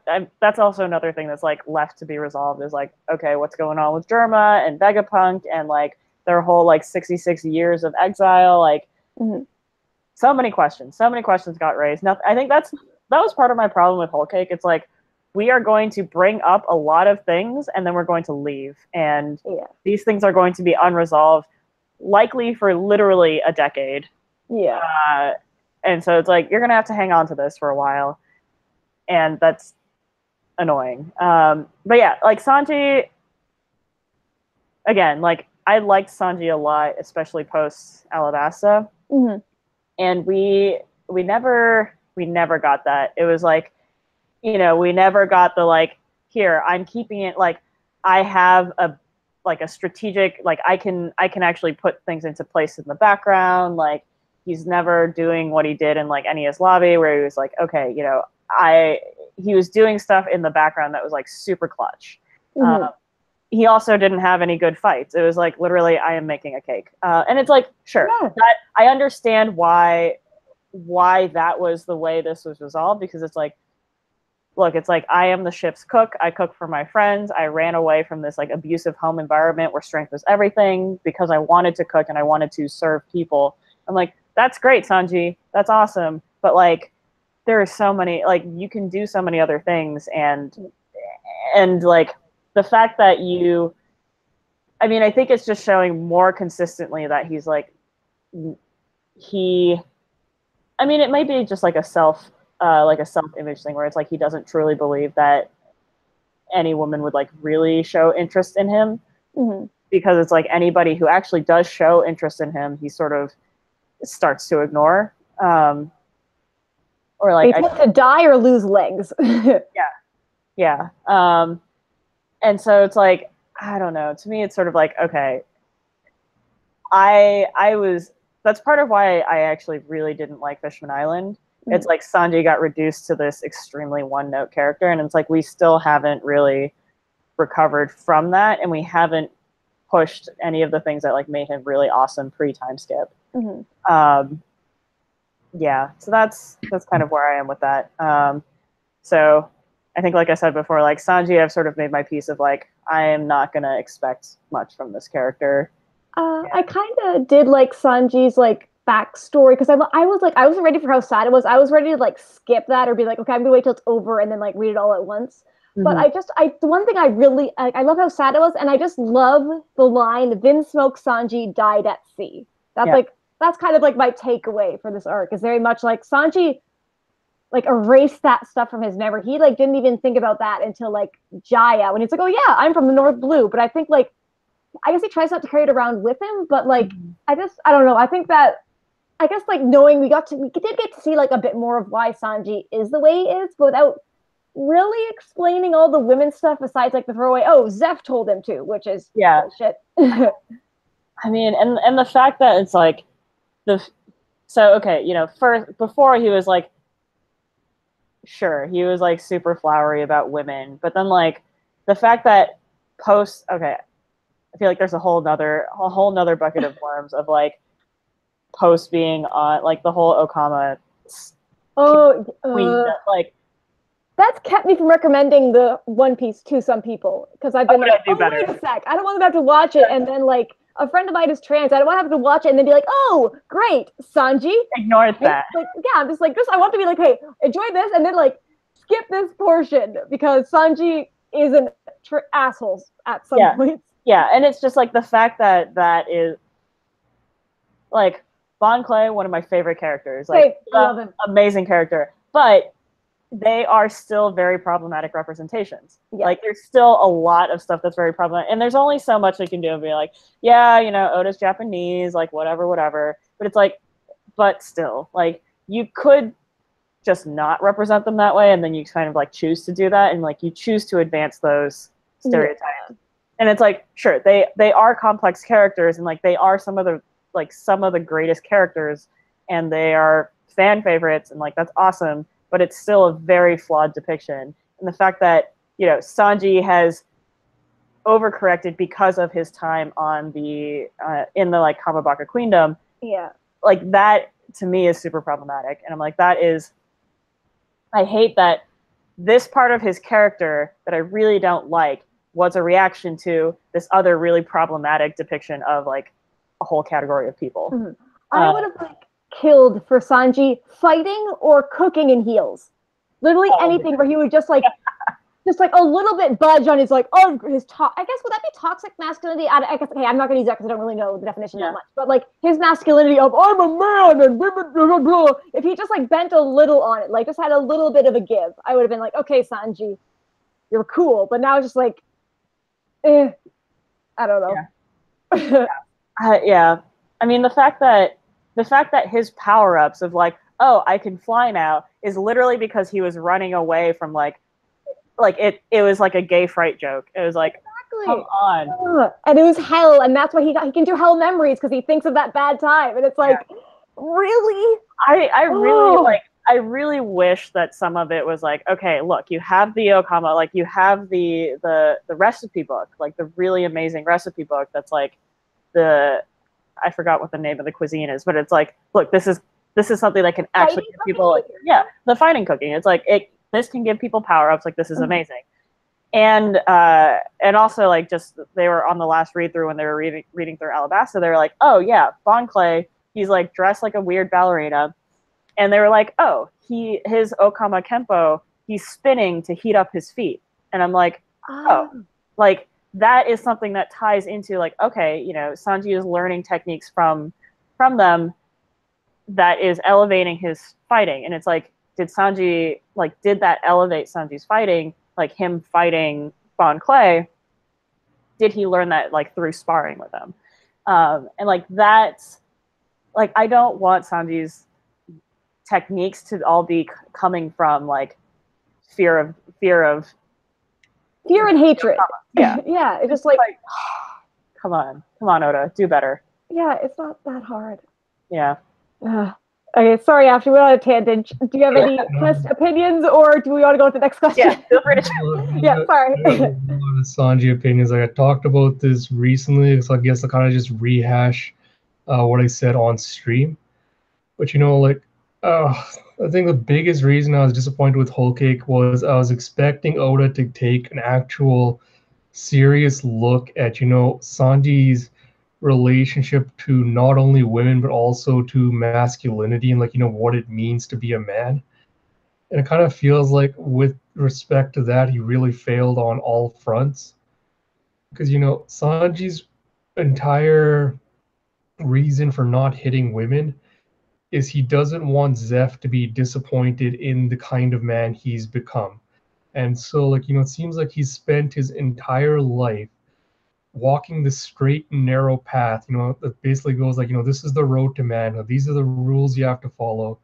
You know, this is how you have to react and act, and these are the behaviors you have to take on if you want to be defined as a man. And it feels like he feels as though if he steps outside the bounds of that road, you know, he'll either be lost and never be able to find his way back, or he'll end up inadvertently disappointing Zeph when he tells him, oh, I did this thing, and Zeph will be like, oh, you know, you're a terrible son, you know, I've failed to teach you. And that really like was driven home when you see him talking about like telling Rage about when Zeph told him that, you know, with Zeph's overreaction of, you know, if you ever hurt a woman or do anything to make me disappointed in you, you know, I'll cut off your balls and I'll slit my own throat and all this stuff, right? And Sanji's like, oh, this is really powerful language. When you factor that into, you know, like, because fans brought up this idea that, you know, Sanji suffers from self-esteem. And when that idea first came up, I was just like, kind of like, I don't really buy that, and I don't see how that actually plays into it. But when you factor in his relationship to, you know, Zeph and Judge, and, you know, how at the beginning of Whole Cake, when he was thinking about Judge when he was fighting him, he said, you know, he's never done anything good for me. You know, he's only beaten and abused me, and I don't love him, so why do I still, you know, feels like I'm considering him family still? And like you said, Kendra, I think at the end he finally kind of let go of that with his whole Vince Smoke Sanji died. It's he kind of finally severed his any connection he had left to his family. But then when you connect that, you know, like I was looking for, I think this was like the popular fan theory was that Judge was basically an abusive husband, and he was like, you know, if not physically abusive, at least he was still an abusive husband. And it feels like at least part of what Sanji's attitudes towards women kind of stem partially from that, and like, you know, I don't want to become a man like my father. But it also feels like, you know, he was searching for worth in all of his life as a kid. Like, you know, he wanted to prove that he had a reason for existing. And Zeph not only saving him from the ocean, but, you know, like giving him all the food when they're stuck on the island and chopping off his leg was like the most powerful expression of love that Sanji's ever experienced. And so from that perspective, I can understand why he's so, you know, feels so beholden to Zeph. He's like, you know, this man raised me. He showed me love when no one else ever did. You know, he's done so much for me. The least I can do is respect, like, you know, these behaviors and attitudes and things he's teaching me. But I feel like that's where Zeph really failed as a parent.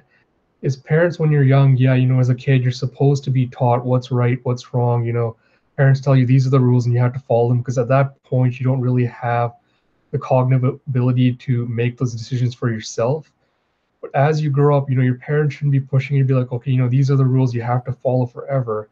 It should be more going, you know, this is how you discern right from wrong, and you have to make the decision, you know, in any given situation on what you're going to do.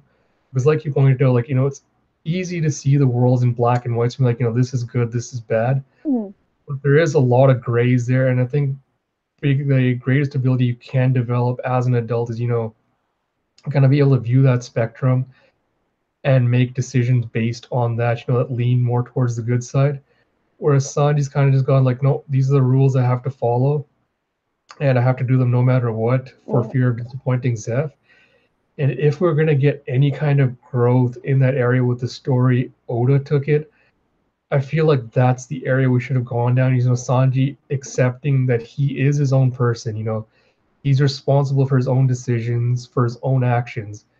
And just because he does something that might step out the narrowly defined bands of manhood that he's created, it doesn't mean that he can't find his way back, or that he's somehow like becoming scum forever. Yeah. And like that was the biggest failure for me, is like you never really realize, and people are like fans will tell me that, oh, he learned to put faith in Luffy, to put faith in his crew, but he only did that when he really had no personal stake in the game. Like Oda set up the whole, oh, he's got these bomb cuffs on, he's gonna lose his hands. How is he gonna be a chef if he loses his hands? Because that's what defines him as a chef. And then later on, it's like, oh, Zeph's gonna be killed if he tries to do anything. He has to protect Zeph. And it's only after he figures out that, oh, the bomb cuffs aren't real, so I'm not gonna lose my hands. I don't have to worry about that. And even the whole Zeph thing is like, oh, the idea that after he saved Judge, it was still possible a Judge could have still gone through with the threat. But then Oda introduced this whole idea of like, oh, criminals have honor too, which I don't really buy. But it's a lot easier for Sanji to say, go back to his captain and say, I was wrong. I didn't think things through. I should have had faith in you, when he's not set to lose anything. And it would have made a greater impact if he had gone to Luffy and said, Luffy, if I try to do anything, my arm's going to get blown off. Zeph's going to die. Mm-hmm. I thought I could fix everything myself, but I can't. Can you please help me? And I think that would have been the more mature direction to take his arc, rather than kind of reinforcing this idea of, oh no, Sanji's weakness isn't kindness. It's just he cares too much. Because I think fans kind of latch onto that and be like, oh, Sanji had to learn his kindness wasn't a weakness. But we never actually saw him, try to overcome that weakness to try to make Judge proud of him. Like we never see him pretending to be an asshole, or, beating up other kids to try to prove he's a tough guy.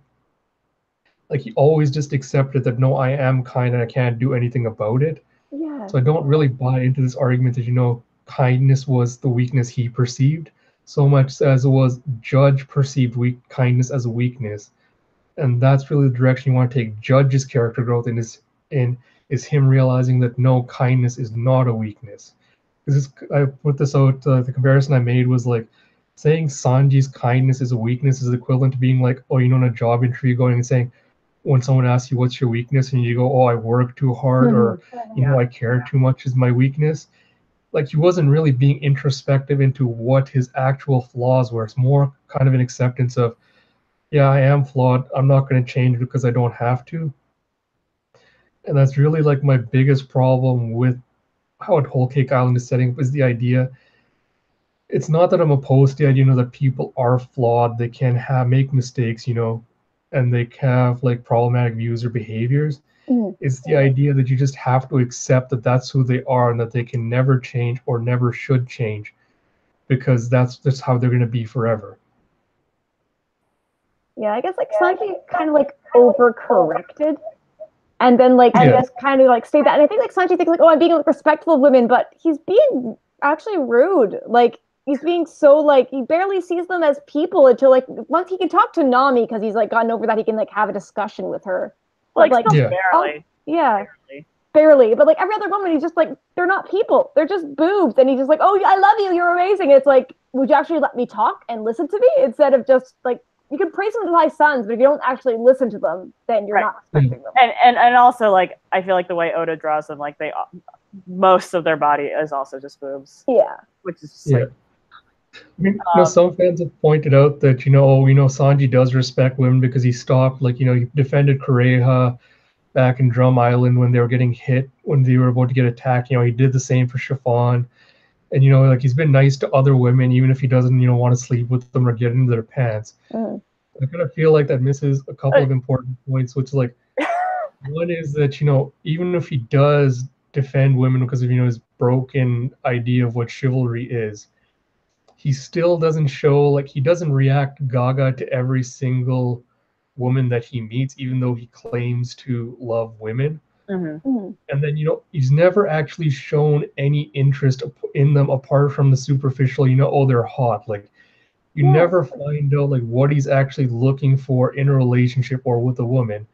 And I think that's like a big deal. Like, all he really wants is, oh, they're hot, I want to sleep with them, or I want to touch their body. Like, even on Punk Hazard, when he was in Nami's body and he basically is like, pulling her up, and he's like, oh, I'm gonna go take pictures of her, and you're like, oh, Brooke, you want to come along and do this with me? And she's like protesting it. And I'm like, does that really show respect for women if you're violating her body when you're in it? You're not listening to anything she's saying. And you're just kind of focused on your own, like, desires. Is that really how you show respect to women?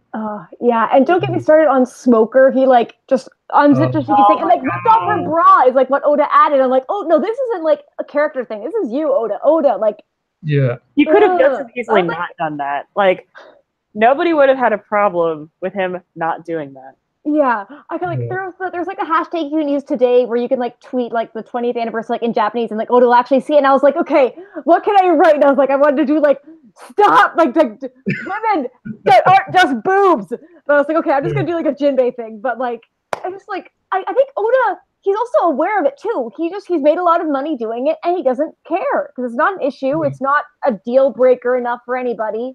And he doesn't not know about it. People have told him. Right. He just decided. And his response is like, oh, it's like for middle school boys. I'm like, yeah, but you don't have to encourage this. Like, exactly. Like people look up to One Piece. Like it is a cultural institution. And it's like you could use this platform to like advance better understanding of like all of these things. And it's like, look, he already does that for a lot of other issues. And it's like I think he does it very well for a lot of other issues. It's like, oh, we have the Fishman version of like the civil rights movement. I'm like, that's awesome. Like that's not what I expect to see in a Japanese manga. But like on the other hand, it's like, oh, this is super problematic. And it's like you could have just not done this. And it's like you decided to do this. It wasn't that someone was forcing your hand to do this. It was. And it's not even that he needs to go like an extra mile or do like anything like crazy revolutionary. Right. He just needs to like not go the extra mile of like, it's extra work to draw bigger boobs. Just draw like smaller. I'm not an artist at all, but I've drawn like maybe a bit in like Photoshop, and certainly it's easier to do like a little line than a giant. And also, nothing's wrong with big boobs. It's just if all of your characters have boobs except for big boobs, except for like he's like, oh, except there's this one character in like Amazon Lily who looks different. Like that's an exception that proves the rule. Sorry, I don't get angry about it, but like it's like I do some drawing, and it's like Oda's an amazing artist. Like just if you look at the character silhouettes, like compared to everybody else who's in the same like every character is in the same BMI range, every character is the same like height, like weight, like there's only like 2 or 3 different body types, and you can only tell the difference because of the hair. Like Oda has comparatively an extremely diverse set of like body types, body sizes, like types of characters, faces, except when it comes to women between the ages of like 12 and 40. Yeah. Like all of them are the same. Yeah, when I was catching up to the series, I thought Robin and Boa were the same person. I was seeing like posts about it, and I was like, "You sure the same?" Like Rebecca, Nami. I mean, like Nami face. Vivi also looks like Nami. Yeah, it's like there's. Oh, so in that one panel where they're like Rebecca or for the Reverie panel, where like Rebecca and Vivi are doing, like, oh, it's blue Nami and blonde hair, and then like other like Bangs Nami. I was so annoyed with that panel because I looked at it, I'm like, oh look, it's double Nami there. Yeah, or even like a few panels before that, like some Rebecca or someone knows something. I had to like triple take and look and like figure out which girl it was. Yeah. And to be fair, Smoker and Zoro near the start looked a lot the same, and now they've changed. So he has like maybe he's had like a bit of that with guys, but it's mainly just women. Right. So like the guys diversified, and then all the women sort of like gravitate. Like they've become more Nami faced. Yeah. It's just, It's like just boring. Robin's gotten more Nami face, which is Yeah. also like Robin had like she had a different face and she has like differently shaped eyes. She has the nose bridge. Mhm. But even that's been downplayed now to the point where it's like, okay, you know, it's black-haired Nami. And it's like, come on. I miss her bangs. And I guess I've seen some really cool fan art of like Oda was thinking about having her have shorter hair, and then people have done like really cool fan art of what it would look like all the stuff post time skip if she had shorter hair. It would have been like Oda just dropped the ball kind of like he's an amazing artist, and I like could never ever draw anything better than that. But like he's just making choices that make his art it hurts it a bit. Like it could be better. Yeah. I mean, like I do appreciate that there were a fair number of female characters on Whole Cake Island, and I think it's more than we've gotten in other arcs. Like I think there's still a complaint of like the people who got airtime, the people who actually made a difference in the arc, and the people who did a lot of the combat. Those it was the like the sons and the crew. Mm-hmm. But I do think there were more female characters that were like named and displayed and shown than we have had in previous arcs. Yeah, Brûlée is like the highlight of Whole Cake Island. Oh, I love Brûlée. She's so good. And like Brûlée and Caesar is a great interaction. Oh yeah. And like there's the whole thing about Smoothie being like all built up and then incredibly underutilized. Completely useless. I kind of wish that this is one thing where it's like, okay, you know, the anime needs to stretch things out. Like, give Smoothie more stuff to do. Oh, they did. It was nice. Have they gotten there yet? Yeah, they did. Oh, she got a few extra fights in the wedding. I think at one point she like grabs Nami or something, and I was like, "Yay, she's like doing something." And like the fact that he actually in that SBS, like he mentioned, you know, the things about her fruit, and it's like it was clear that he wanted to do more, but he just didn't have enough panel time. And like, like I wish we had seen that, and like I wish we had gotten that. Like just one, like just give Katakuri 3 fewer panels, give Smoothie 2 more panels, and like do something with that. But the Katakuri fight. But anyway, I'm kind of I don't know. Yeah, but so I got. Sure. Yeah, I got about 2 more points I want to talk about Whole Cake before we kind of move on to some newer stuff. So one is, you know, just kind of missed this on my initial read through when we're going through the arc, you know, week to week and just like subsequent volume rereads. But you know, like Sanji's relationship again, like with women and his like, especially his sister and his mother. Like going back on the reread now, like you know, when it's a Niji, you know, beats up Cosette, the chef that he threw the food at because Sanji defended her. And, you know, you see Sanji absolutely lose his shit, be like, you know, how dare my brother do this to a woman, etc., etc. And later on in the chapter, where, you know, he finds out the bomb cuffs are fake, and he finds out that, you know, oh, you know, Judge doesn't view women as, you know, people. He views them as objects that he can use and discard as he likes. You know, like he basically experimented on Sora to get genetically engineered sons. And then when she decided, you know, I don't want this, she had to take a powerful poison to, you know, counteract the effects. Because Judd stripped away her agency. And, you know, then she gave birth to Sanji and was like, oh, your mother loved you and all that nonsense. And then Reiju tells him the same thing of, you know, oh, I can't leave the wedding and escape because, you know, Judge has programmed me to not be able to disobey any of his orders. And it's like, okay, Sanji's just been told that 2 of the women in his family have been completely stripped of agency, you know, by his father, the very man he claims to hate. And he couldn't give less of a shit about what happens. Like, he's just like, oh, my mother really loved me. He's like, oh, I'm so glad to hear that. And I'm like, buddy, did you not pay any attention to what your sister just said right there? Like, he should have been like, you know what? It's just like, oh, it's just like I superficially love and respect them, but you know, if they're struggling with something, oh, I'm out of here because I don't want to handle that. It's like, oh yeah, I'm gonna leave her in that situation. Yeah, exactly. Even like a little bit of anger towards Judge to be like, you know, how dare you do this, you scumbag. Like, you know, I would have liked to see him at least beat him up and be like, you know, you're gonna free Reiju from, you know, whatever the hell control you have her under. nothing, like no reaction whatsoever. And I'm just like, you can get mad about a pretty woman girl getting beaten up because it's like, oh, look, something I can see. But as soon as someone tells you that, oh, this guy's robbing me of agency, then suddenly you couldn't care less. And like Sanji basically kind of like forgot, like Cossack got beat up. He's like, oh, I'm mad about it. And he found out about the clones, and he like forgot about it. He's like, he should have gone. He's like, you know what? I don't have anything stopping me from going and kicking. I think it was Ichiji who beat up Cossack.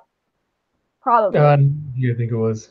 Or whichever one it was, I'm probably wrong. Whichever one it was, he should have gone like, you know what? I'm just gonna go beat up my family. I'll save them by beating them up. Like Niji's the asshole of the four. Oh, I love Yanji though. He's an asshole and he's stupid, but I love him because he's stupid. He's like a yappy little dog. Like, yeah. Except he's giant. He's a giant. He's so tall. But he's a yappy little dog who just happens to be like extremely powerful. Yeah. Yes. So I feel like the redemption in the Whole Cake Island arc was more, it was like the character growth was more in the Vinsmokes than it was in Sanji. Like they grew more as characters than Sanji did in that arc. As much as I don't think that was deserved. Like I don't think they. It wasn't deserved. I don't really see like how Oda got from A to B, because it's kind of like, he sets up this whole thing of, his brothers completely lack any kind of empathy whatsoever. They're complete assholes. And it seems like as soon as Sanji saved him, kind of flipped the switch on them, and he's just like, oh, now it's like, Crocodile and Marineford kind of thing, where it's like, oh, you saved us, and I don't want the big mom pirates to get their way, so we're going to save you and, send you back to your crew. And I'm like, these are the same assholes that used to beat on him when he was younger just for fun, and suddenly just like completely the opposite now. Yeah, I mean, part of it is like, okay, Sanji saved them. He didn't have to. It's like the little brother that you thought was dead, that you basically thought was weak. Like, he saved their lives, and as much as they don't have, their emotions were taken away, it's like I think they recognize on some level that he didn't have to do that, and his other strengths are what got them out of that situation. So it's like I think there's a sort of grudging respect there, but I don't think I think that's flipped some of the fandom where they're like, I think it's the same thing with like Caesar. Like Caesar is a piece of shit, but like people love him anyway. And I think the Vinsmokes are like edging towards that territory. I think we still have a ways to go in their story, so I don't know where that's going to end up. But like, I don't think they deserve a redemption at this point, and I don't know. But I think it was moving. It was sort of like, oh, we respect Sanji. Like, here's all the things that we were trying to remove from like ourselves and from our bloodline, and like, oh, actually, like this is what has saved us all. But I don't know. I guess like I just don't really have any interest in the Vinsmokes. Like, I don't really care about them. Like, they were horrible to Sanji when he was a kid, and then they just like didn't change. They're just still bad people who have like, oh, they have a bit like self-interest. They like don't actually want to die. And I want to shout out, someone actually talked in the chat we have here, whatever, it's like he quit smoking. They quit smoking today, so congrats for that. And yeah, but I guess like I have that.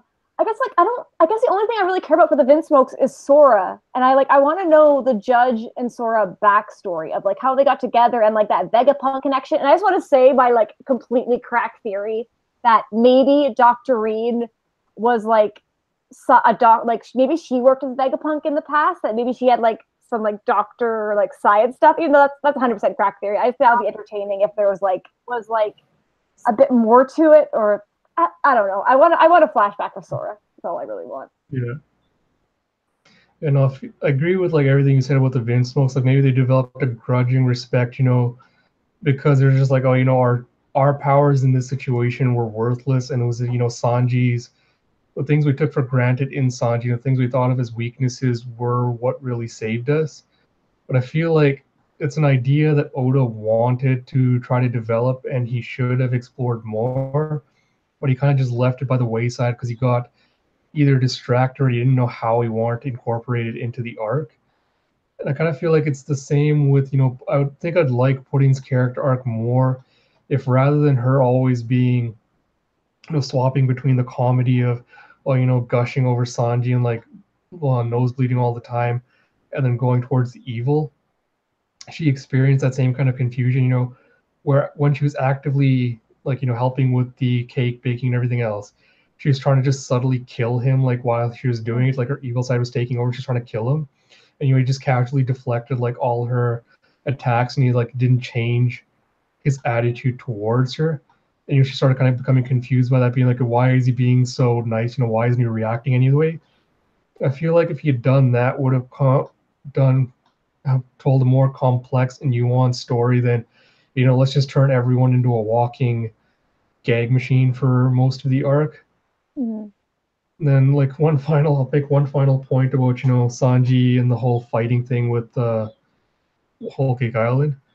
I can get why fans are disappointed that he didn't get a fight, because it was his arc, and, it is a shonen. You want to see characters fight and grow.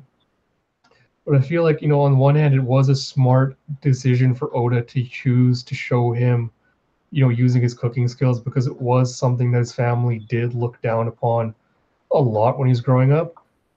But like, when people say, oh, that was the real challenge, was him cooking the cake, and that's something else I really can't buy, because he had the help of a master chocolatier, he had the help of a master baker, he had the finest ingredients that Big Mom collected. And even if you factor in the idea that, oh, there's a cake in Big Mom's imagination that couldn't possibly have matched up to whatever the original taste was, it wasn't really a challenge for someone who've been repeatedly told is such a great cook to make such a great cake under those circumstances. If Oda had actually done it with, I know Greg tossed out the idea that he would have liked to see Sanji make a cake using devil fruit ingredients from, like, Big Mom's various kids. Like, he has to go around collecting, cream and fruit and eggs and whatever and using it. Or if, he had to use subpar ingredients and be like, oh, all these glorious ingredients Big Mom gathered are all gone. I have to use normal everyday ingredients. That would have been cool. Like, yeah, that would be awesome. Challenge to see him, be like, I'm going to use these ingredients in the cake, and then comes back to something at the beginning, where he eats that the aligot that Cosette made off the floor, and he's like, oh, it has potatoes, is good for your immune system, and the meat has this taste. If we'd seen more of that when he's making the cake, being like, putting in this ingredient because it's going to help with this, and it's going to taste like this, and it promotes gut health, whatever. Mm-hmm. Like, that would have been a better showcase of his skills as a chef, and like more in tune with the arc, rather than just being like, oh yeah, he made a really great cake with some cream, and it's going to take 10 chapters for us to deliver it to Big Mom. Yeah. And then, like, he wasn't even there for it. I wish, like, he could have seen her eat it. And so they just, like, kind of threw the cake off the boat, or like whatever, they threw it at her and then ran. It's like it didn't quite have the same weight as it could have. I'm sorry, Ellen, I think you're gonna say something. Yeah, and I think there was a whole line where he's like, I'm gonna make a cake so good that it's gonna knock Big Mom out. And it's like, you talk a big game, Sanji. Like, she didn't get knocked out. In fact, just like came to her senses and now can actually like, direct her resources.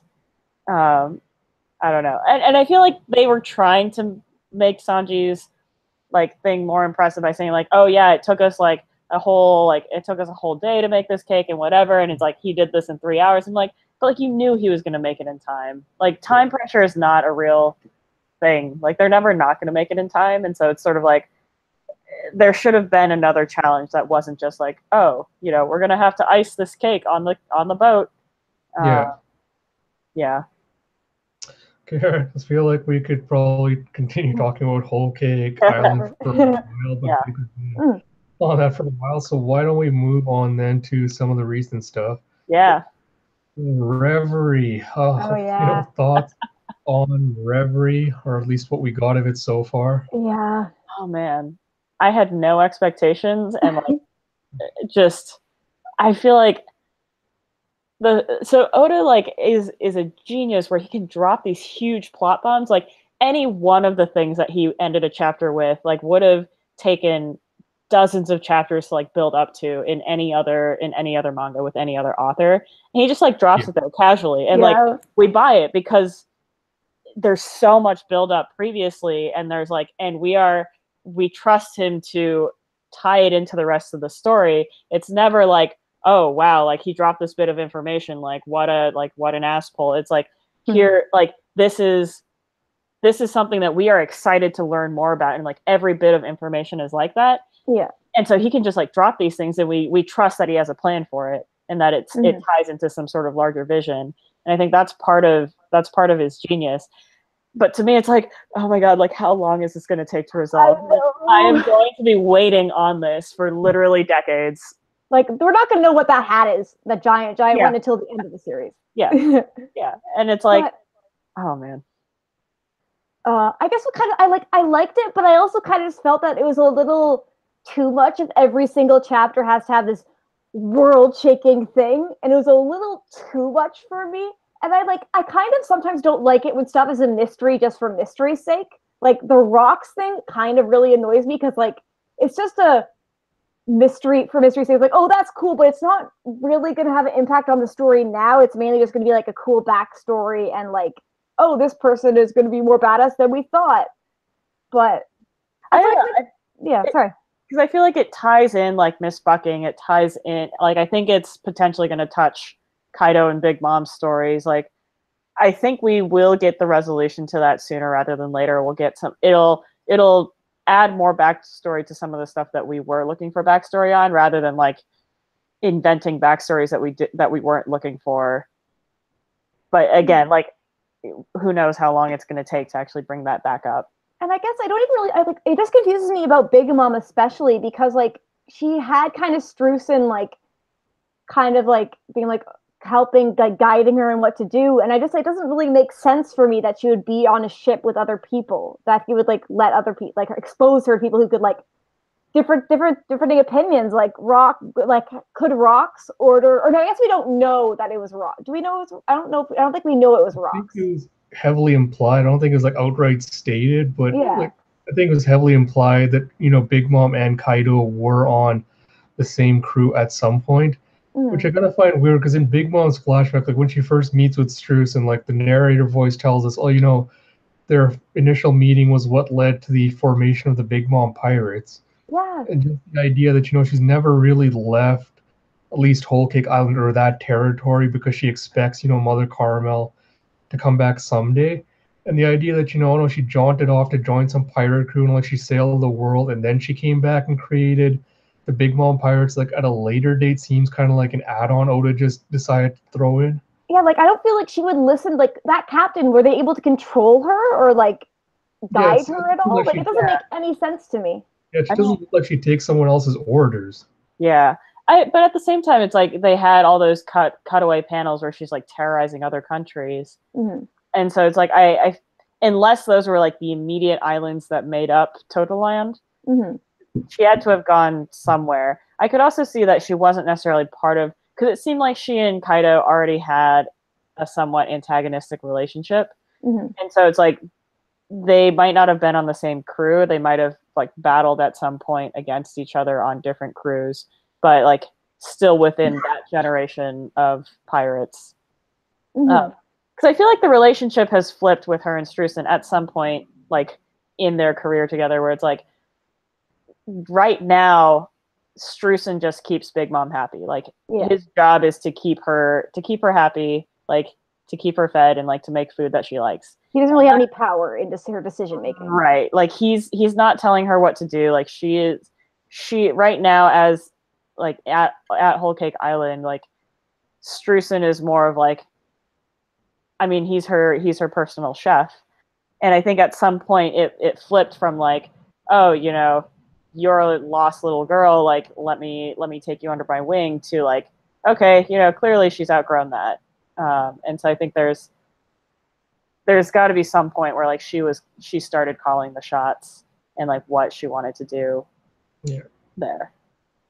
Yeah. So I think again, like the sole outlier on my feelings with Reverie, like I still have really high expectations for it because I'm like 99% convinced that whatever happens at Reverie, however events play out, it is going to set the tone for the series going forward. Like Wano Reverie are like the two arcs I have the highest expectations for, because I think it's going to set, you know, not only the tone, but like choose the direction the story and the characters are going to go. So in that respect, I still am anticipating a lot of what we're going to find out about Reverie, either interspersed throughout Wano, or after the Wano arc ends. But I'm also kind of disappointed with just what we got, because it seems like Oda's just being a giant tease. Yeah. Yeah. Okay, like the idea that oh, here's this big mystery, here's this other big mystery, all these mysteries, like mystery for you, mystery for you, mystery for you, and I'm like, okay, Oda, like I can appreciate the fact that, you're world building, you're setting up all of this, but I think I can't really hold on to the expectation anymore that whatever the end result of the mysteries, like whatever answer he gives, I can't 100% for sure say anymore that I'm going to love it, which is why I was kind of disappointed with Reverie. I'm like, okay, he set up mystery, but I really kind of wanted to focus, more on the character interactions and see like the actual politics of the One Piece world. Mm-hmm. This really is like I'm like, oh, Whole Cake Island was a failure, and how the women were treated and respected. But you have Vivi and Viola, like two women who are extremely well versed in politics. One's really good at espionage, and I would really love to see them like working in tandem with like Vivi basically being like the outer face, like going and being friendly with all the kings and everything, and Viola being her spy, and going like learning all their dirty little secrets. And I think fans forget that Viola can literally read people's minds. Oh, So she could go and invade like any other kingdom's mind and find out like all their state secrets.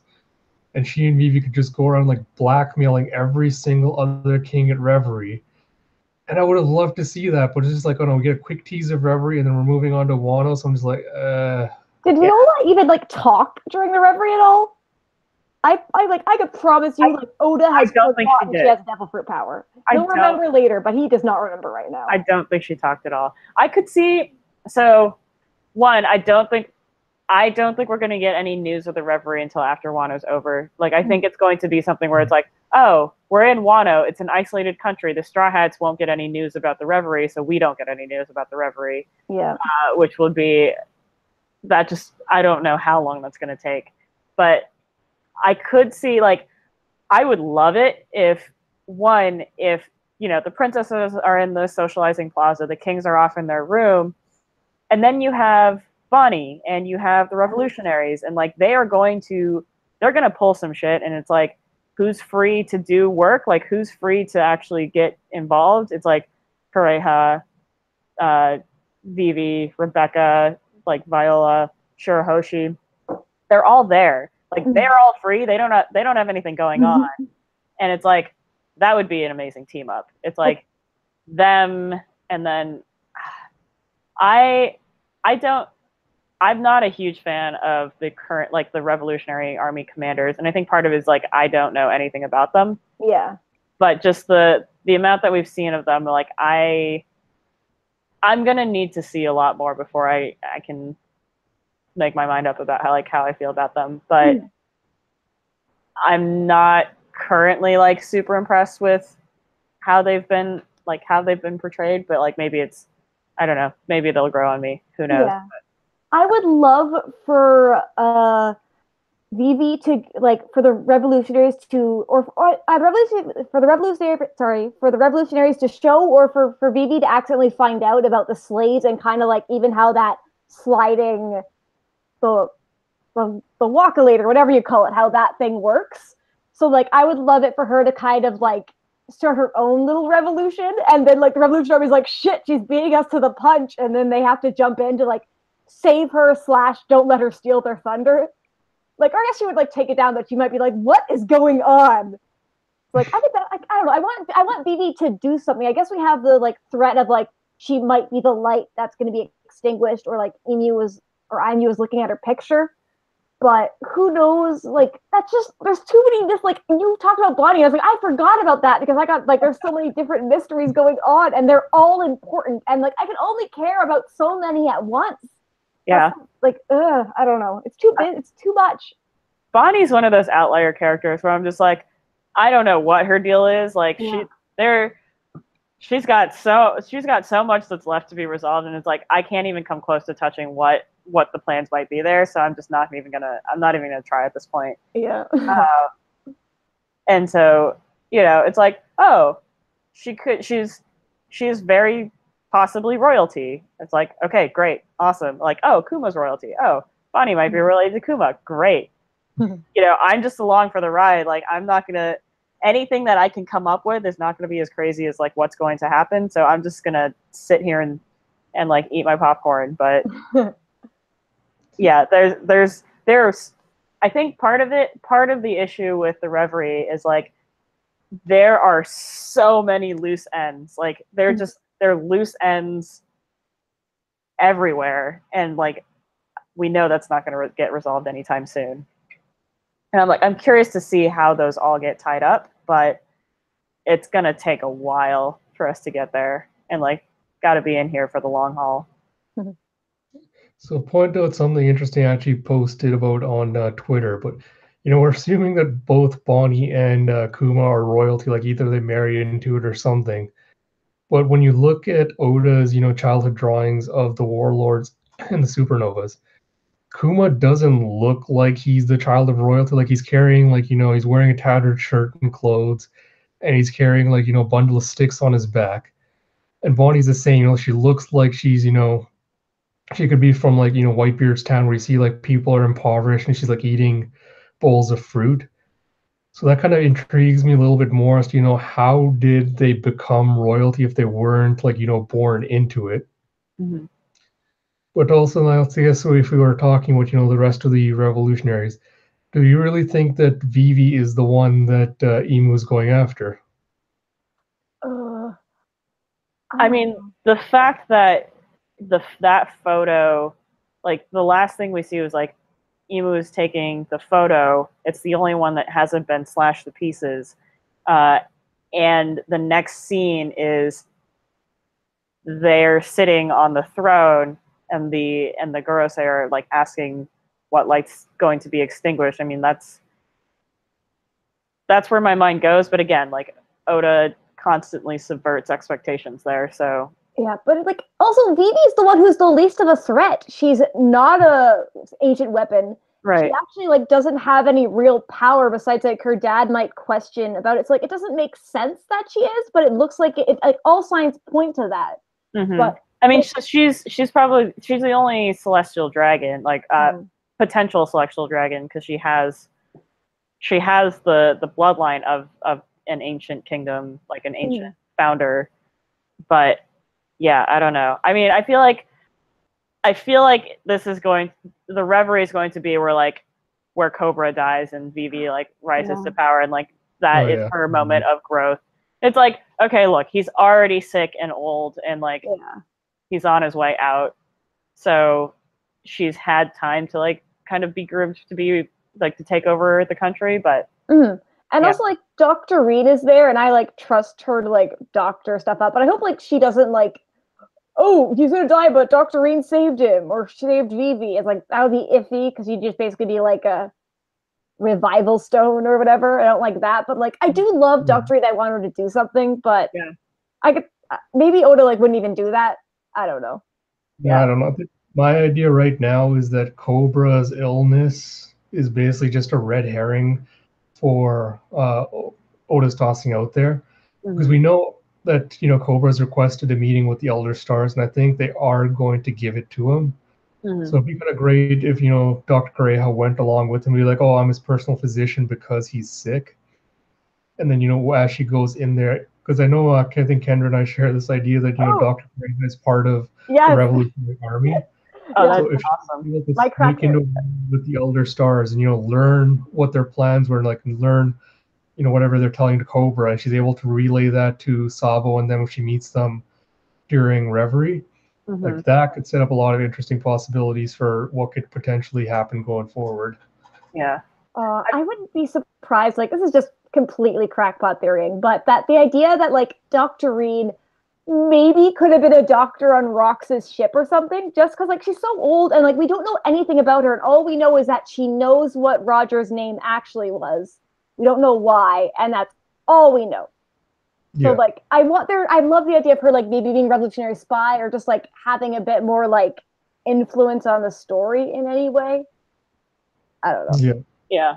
I mean, she's one of my favorite characters, and I think she's like she's part of the whole like badass Biddy crew. Yes.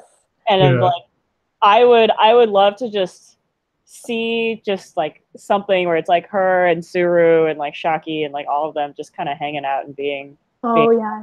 I want her to meet Suru so much. Yeah, they probably come across each other. Yeah. I loved like the Sanji bit where they're looking at the news and they're like, "Oh, she's still alive." I'm like, I guess that's him treating like young women and older women differently. Yeah. If Dr. Rean died, I would cry and like I'd be like, I need to take a break from One Piece for a bit because like I don't think there's any way she would, but it would just be like forever. It just would be funny if like that was Oda's way of hinting at it. Mm-hmm. But I'd be like, also no, I refuse that option. Yeah, no. Like I feel like Chopper can't be put through that. No. Like that would be. I kind of do like the idea of Vivi maybe dying and Luffy finding out afterwards, just because I think it would be a really good way to kind of like hit Luffy over the head and being like, you think you're hot shit, and like you kind of learned you weren't also at with Big Mom, but this really needs to hit home that like you leave people behind, and like she chose to stay behind, but like the people are in danger. I don't know. I would like that, even though like I don't think Oda would do that because like she's like a straw hat and like she's an amazing character. But I think it'd be an interesting choice. But I don't think Oda's going to do it. I could see something also where it's like, okay, like maybe she almost dies, but like that is a situation where like maybe Shirahoshi's powers come into play, and then that's like she becomes revealed as an ancient weapon, and that puts her in like a really terrible situation. I like that. Like, that sounds cool. In order to save like the allies because they are standing up for the Straw Hats are put into increasingly dangerous situations, and it's like, look, Luffy, you have it's not just you and your crew anymore. Like you have a responsibility to these other folks. Another kind of like random side thought is like, I wonder if Drum Kingdom is one of the. It's like I think they're one of the only like democratically elected kings. Oh. It actually confuses me that they're invited to the Reverie because I wouldn't consider Dalton a king, right? Like he's an elected official. And Dalton's not even like of the line that was chosen to replace the king. Like he's not a king. But I guess what either. He's the leader, so it's gonna say like maybe it'd be interesting if they like don't respect Dalton as much. Like I really want to see like the inner workings of the Reverie and kind of just see like a little bit of like the hierarchy of it. Mm-hmm. Because like that would explain why Black Drum Kingdom got an invite, even though they're such a new kingdom. It's like, okay, it was actually like Waffle's lineage that qualifies them to be part of the Reverie. Because like we saw in Orlumbus's, it's like that king was not attending the Reverie, and there's several other kingdoms that aren't going there. So what confuses me is like, why does Drum Kingdom get to go to the Reverie, even though that the king lineage isn't the same as what it was, like even if it was passed down previously. I didn't even think about that.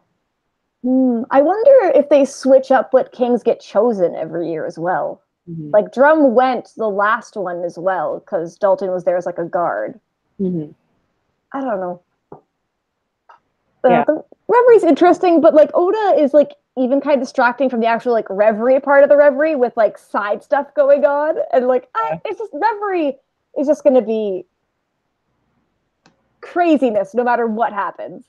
Yeah, I mean, this is where I want like more multimedia of One Piece, where it's like I want to see the discussion behind closed doors. Like, sure, it could be really boring in a manga format where it's like, okay, this is literally just like old like kings arguing about things.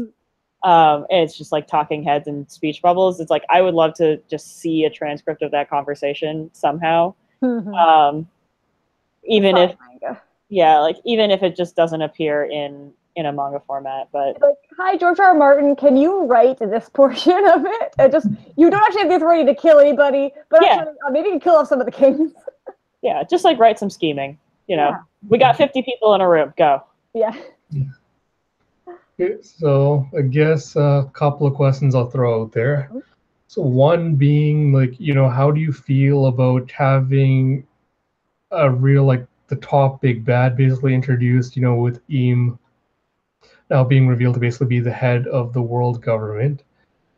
And as a subpart to that, like, do you feel like that Oda is going to introduce more death into the series going forward?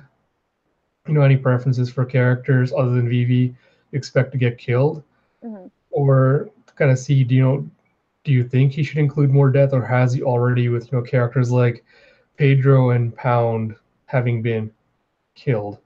So that's Sorry, go. You go first.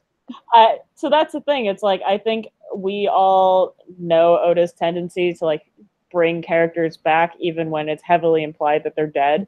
Mhm. And so it's like I'm not as much as I would. I think it was really powerful the way that Pedro and Pound were killed off. But I think that is tempered by the fact that it's like I don't believe that they're dead. Like Mhm.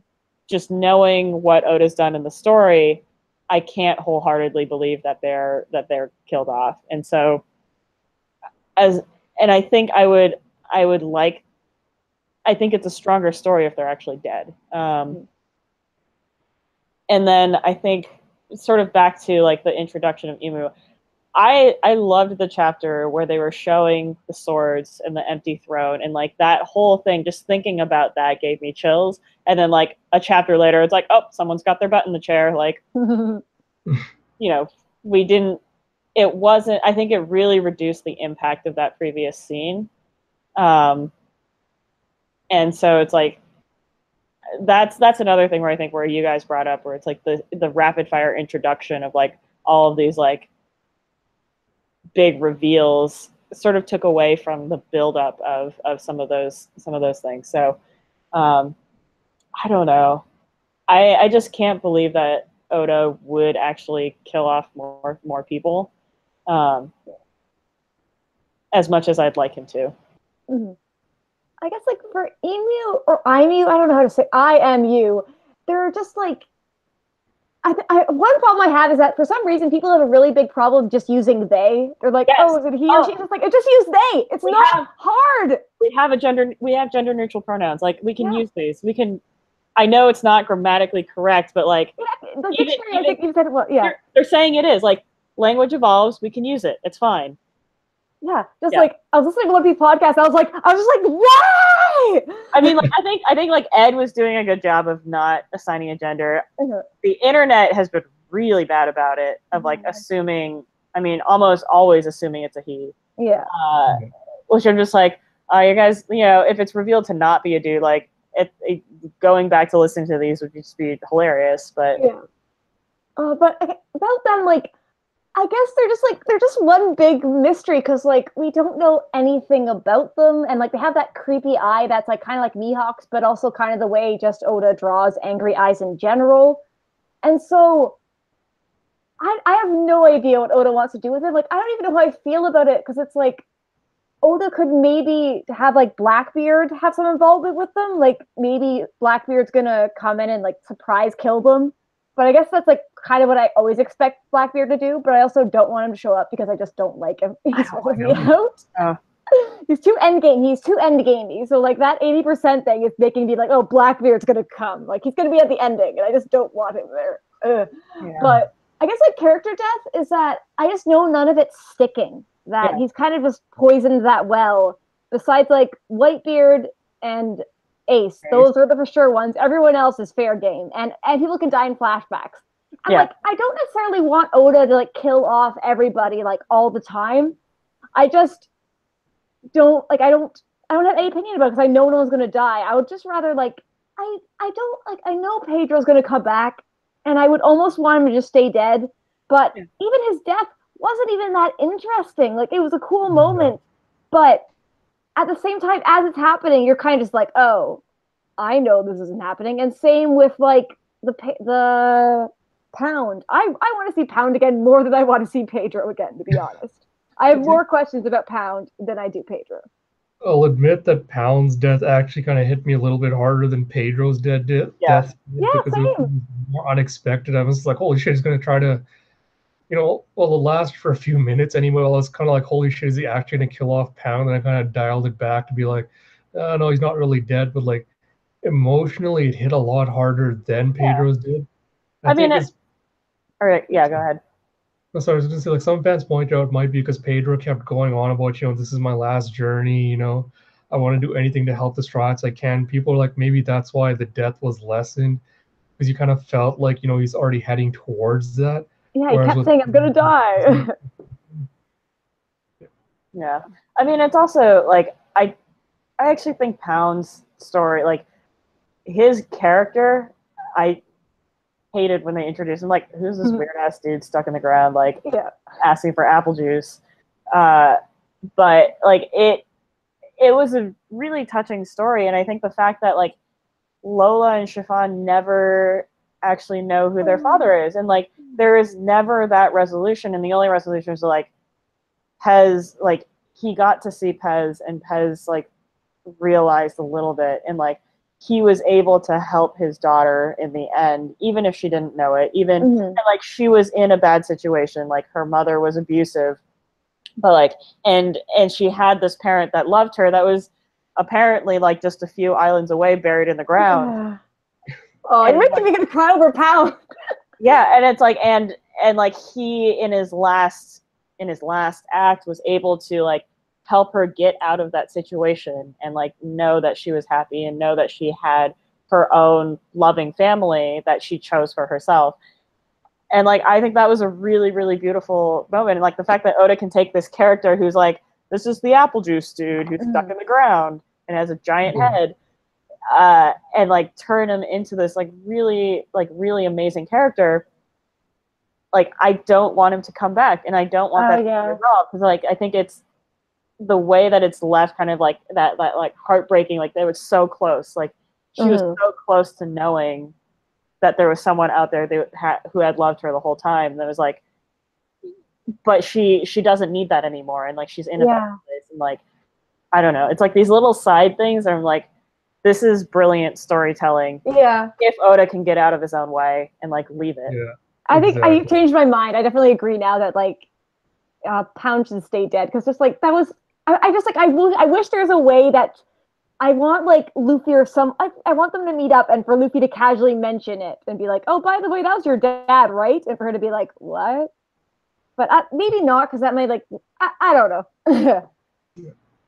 I think there's a whole like I have so many outstanding questions of like Big Mom's husbands and children, and like I was like, how does she have so many children? Yeah. How did this happen? It's like even if she's having them 10 at a time, like what's going on? And it's funny that like Big Mom is the first like confirmed devil fruit user that we've seen having kids. Yeah. Besides like Dragon, who we don't know if he has a devil fruit. But I don't think anybody, I'm trying to think anybody else has had a devil fruit when they had their kid. Besides Big Mom. But there's not that many parents in One Piece. Good point. Yeah. Interesting. There's probably I don't think there are any besides Big Mom, but I could be wrong. Yeah. So I'm just gonna monologue a bit on my own ideas here. For me, it's like Ace Whitebeard's death in Marineford, I mean, kind of opened the floodgates a little bit, because before that, it was easy to kind of suspend your disbelief in the series that, death just doesn't happen in the series. Characters don't die. They're going to come back in some way. Oda was usually pretty good about building up tension in other ways. But it seems like now, post-time skip, he's using death like as a tool to kind of build up fake tension. And it's kind of really hurting his storytelling in like a couple of different ways, because, fans are just like, oh, I don't want Oda to go crazy and, just start killing off characters left and right like Martin does just for like shock value, or, just to be like, oh my God, this character's died, just like throw unexpected twists into the story. But I feel like, I think everyone can agree that Endgame, this series, is heading towards like, a giant world war, and that there is going to be like massive untold destruction of, islands, habitats, whatever. And if he goes with the idea that no one's gonna die through this, everyone comes out safe the other side. Feels like it kind of cheapens the impact a little bit to be like, oh, no one's gonna die, everyone's gonna come out at the end all happy, and the world will be, become a perfect utopia. Kind of kills it.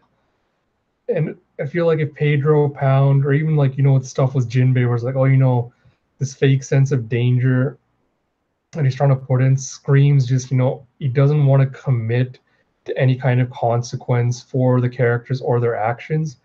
I kind of feel like it informs what they're going to do going forward. Like, Luffy pre-time skip, like the biggest life or character growth moment for him was on Sabaody, where, he's like, oh shit, I lost my crew. I couldn't do anything to protect them. What is my worth as a captain, if I can't protect, the people who are close to me?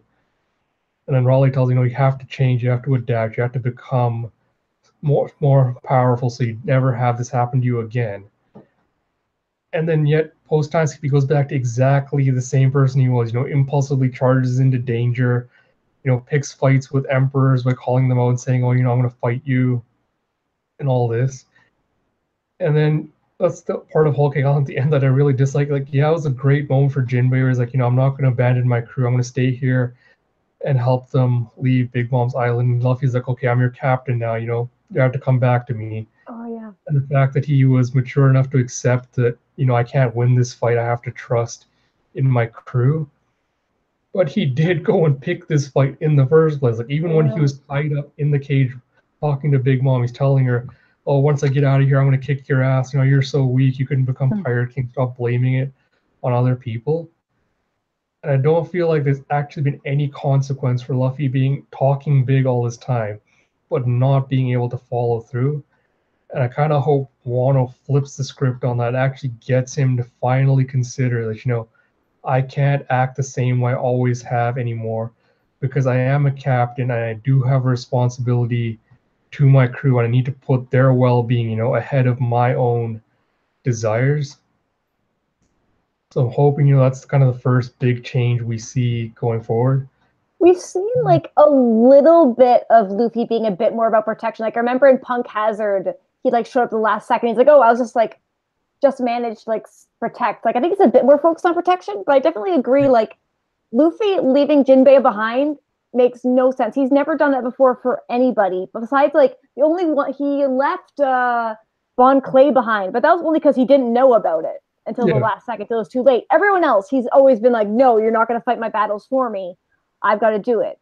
It's it's not character growth. Like it's not like, oh, it's good that he's like letting Jinbei stay behind. It's like, I don't like it. Yeah, no, because it goes back to what happened with when he was talking to Fujitora, and he's like, if I want to be the Pirate King, it means I have to be able to beat anyone that comes at me, if it's admirals, emperors, whatever. I can't just keep running away. And then every fight pre that and post that, he's doing the exact same thing. He's going and picking a fight with someone more powerful than him, and he's just running away at the end like he always does. Like he talks a big game, but he's still not like living up to, or he's not being able to back up his claims with the actual power.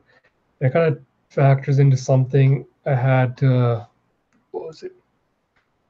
To, oh Lord. Come back to me. I'll try to just flip my mind right now. But, Im-sama, let me ask another question about her while I'm trying to gather my thoughts here. Do you want her to be either a man or a woman, or does it really matter to you what their gender is? It doesn't really matter to me. I would kind of like it more if they were a woman, because that would be like another opportunity for Oda to like do more female characters and like not have all the weight of like the female characters being on like the one rep for each like group, having that one female character who has to be like everything. Otherwise people are like, and if they're not, people are mad about it. That like it'll kind of I want like a female character to get to be badass, be the leader, and be smart. Yeah. And evil. That's the important part too. And I don't want them to be like, oh, I'm gonna flip and turn. Like I would rather just have the main villain of One Piece be a woman. It would be amazing. But if they're a guy, I'd be fine, but it'd be a little boring. I'd be like, oh, that's actually not or maybe if they're an alien and they don't have gender, that could be cool. Yeah.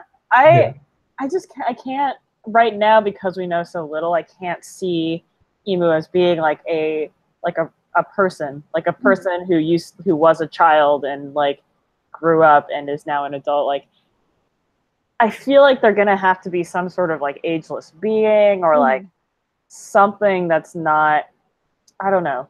But it's also, we know so little about that position, like how it gets passed down, like what happens. I mean, maybe they have an anger management problem because that like those photos were like pretty beat up, but Yeah. Like that, the whole, I mean, just the fact that because it's not, the character itself is not drawn like super buff or large or like with a imposing physical physique, like a lot of the, I feel like that lends it more towards it being, you know, it's like the features themselves are like very elongated and like very sort of more slender, more elongated, and more elegant. And that's what I think, that's what kind of tipped me to thinking of it more as a female. But I don't think I care either way which one it is. And it's hard for me to see until we get more information. It's hard for me to see them as any particular gender. Mm-hmm. Yeah, so brief digression. Remember what I was gonna say, but you know, when Sanji with Whole Cake Island, like one of the points I wanted to bring up was, if he, you know, he has those moments after he gets out of like his entire situation and his crew comes back to help him, where he's suddenly able to talk smack again, be like, oh, you know, Luffy's the man that's gonna be Pirate King. Like that's another thing I've been considering a lot. Is like, you know, what does it mean to be Pirate King apart from just, you know, just having the power to be, you know, to basically beat down anyone that gets in your way. And I feel like part of Luffy's thing with that is, you know, if he wants to be Pirate King, he does have to be able to have the power and influence that if someone does threaten his crew or someone related to him, you know, a simple word from him should be enough to kind of stop them. Because right now at this point, there's no one that takes him seriously enough that if they actually legitimately wanted to go kill like a friend or relative or loved one of his, I don't think he'd be able to stop them. Like we haven't got to that point where he realizes that he's still not playing at that world level yet. And I'm hoping we kind of get to that point soon with him. Mm-hmm. But that might. Sorry. No, I was gonna say like I hope that's where like Wano ends up with, is him realizing his limitations and still how far he has to go. And we kind of finally see him, you know, growing as a captain and as, you know, a person because of that. Mm-hmm. Or just you saying that, it makes me think of a fan fiction I wrote where Usopp dies at Wano before Luffy even gets there, and Zoro at one point is like all you're guilty of is like not being able to be in more place at once, and on the Grand Line that's like an unforgivable sin. Because like right now, Luffy's kind of just been like coasting along, but I guess right now, like Luffy wants to be Pirate King, and the only definition Luffy is given for Pirate King is the freest man there is. So like I guess he could have the power to do something if someone threatened his crew, or also the power to not do something. Like I think Luffy doesn't have there's no like set thing for what Pirate King means. Like how can he be the freest man in the world when like the guy who was Pirate King died in chains? Like what does that mean, freedom? And that's like the big question of One Piece that is gonna need an answer eventually. But personally, I don't think Juan knows where we're gonna get it. No, probably not for that question. Like I think that's going to be something closer to the end. Yeah. We talked with the Black Manga Critic about this on like the very first stream we did. You know, I had to wonder because Luffy's definition of like being Pirate King right now is, I want to be, you know, the most free man on the world. And when he eventually does gain the role of Pirate King, he's going to have to make a decision because he's going to find out whatever it is that happened during the Void Century. And whatever that information is, he's going to have to take on the sole responsibility for either deciding, you know, do I let the world know this information, you know, and let them make their own decisions about which side they want to support, or do I not, you know, just make that decision for them? Because if he's going to release that information, it's going to lead to a war. And, you know, it's going to affect a lot of ordinary people. Like it comes back to what Hannibal said in Impel Down, that, you know, the world government there exists to protect people, like ordinary people, from people like Luffy, you know, the pirates that go around doing good things. And him and his crew really are the exceptions to like most of the rules. Like, you know, they don't actively go out looking to hurt people. But when Roger announced that, you know, Roger became the Pirate King, is like, you know, I'm announcing the Golden Age starts now, you know, go find my treasure. 90% of the pirates who would have gone out to look for the treasure would have been the other kind, you know, go around pillaging and burning down villages. And I think when Luffy gets to the point where it becomes parking, he has to kind of consider not only, you know, his own needs, but also the needs of like everyone else, because he is going to, at that point, wield so much influence that's going to affect the entire world. And so I wonder if Oda's actually going to explore, you know, that idea, or if he's just going to be like, nope, just cult of personality. Everyone just agrees with Luffy. You know, he's the good guy, and they just side with him. Everything turns out great. Yeah, because like the New Age of Pirates was actually horrible for Fishman Island. Yeah, Like, exactly. like, and Luffy hopefully will have that in mind, that like it caused like so many mermaids to be kidnapped and like stuff like that. So like if Luffy does the same thing again, like let's say he does get like executed at the end, if he just restarts it again, like the cycle. But Yeah. also at the same time, I don't know if Luffy will just, whatever the secret is, depending on what it is, maybe he will tell everybody, but could that make everything worse for people?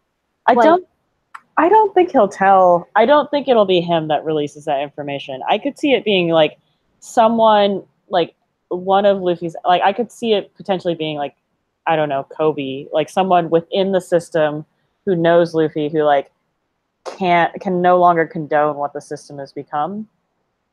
But like I don't think Luffy wants that responsibility. Like he's always said, like I don't, like when the alliance was formed, the Straw Hat Alliance, he's like, no, like I specifically am not going to endorse this. It's like I don't want to be responsible for you guys. Like we're friends, we'll help each other out, but like I am not going to lead you. Like if you want to follow me, like I mean, he's sort of like, I don't even want you to follow me. It's like we'll help each other out, but I am specifically going to discourage this kind of setup or relationship.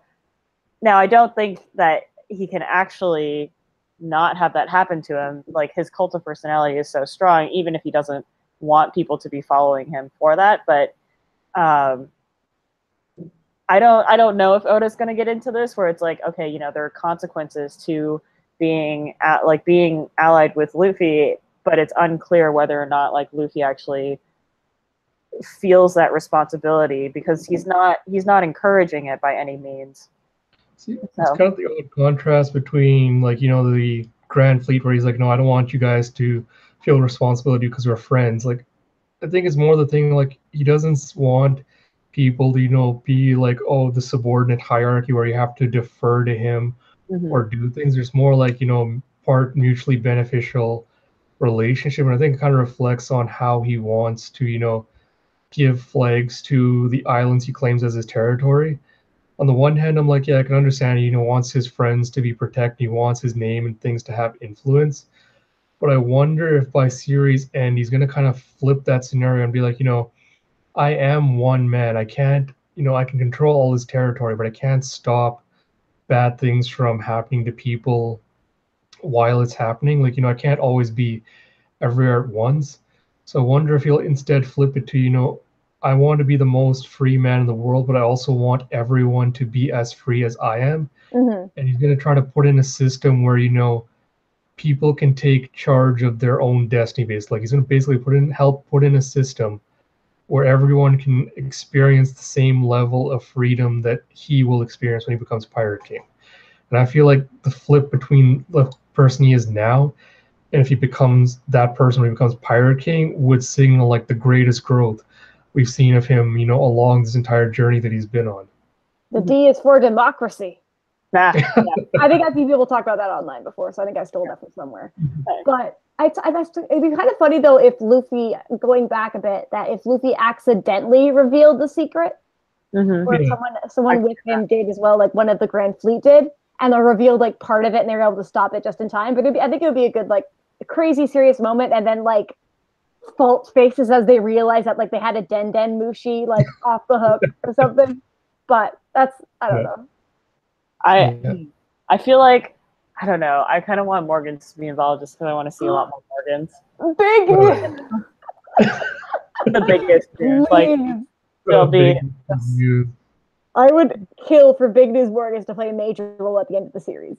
Oh, I mean, like, I just want to know what's up with like him and the news coups. Like, what is he? Yeah, like he's not a mink. Minks are mammals. Right. Why is he a giant bird? Why is he a bird wearing clothes?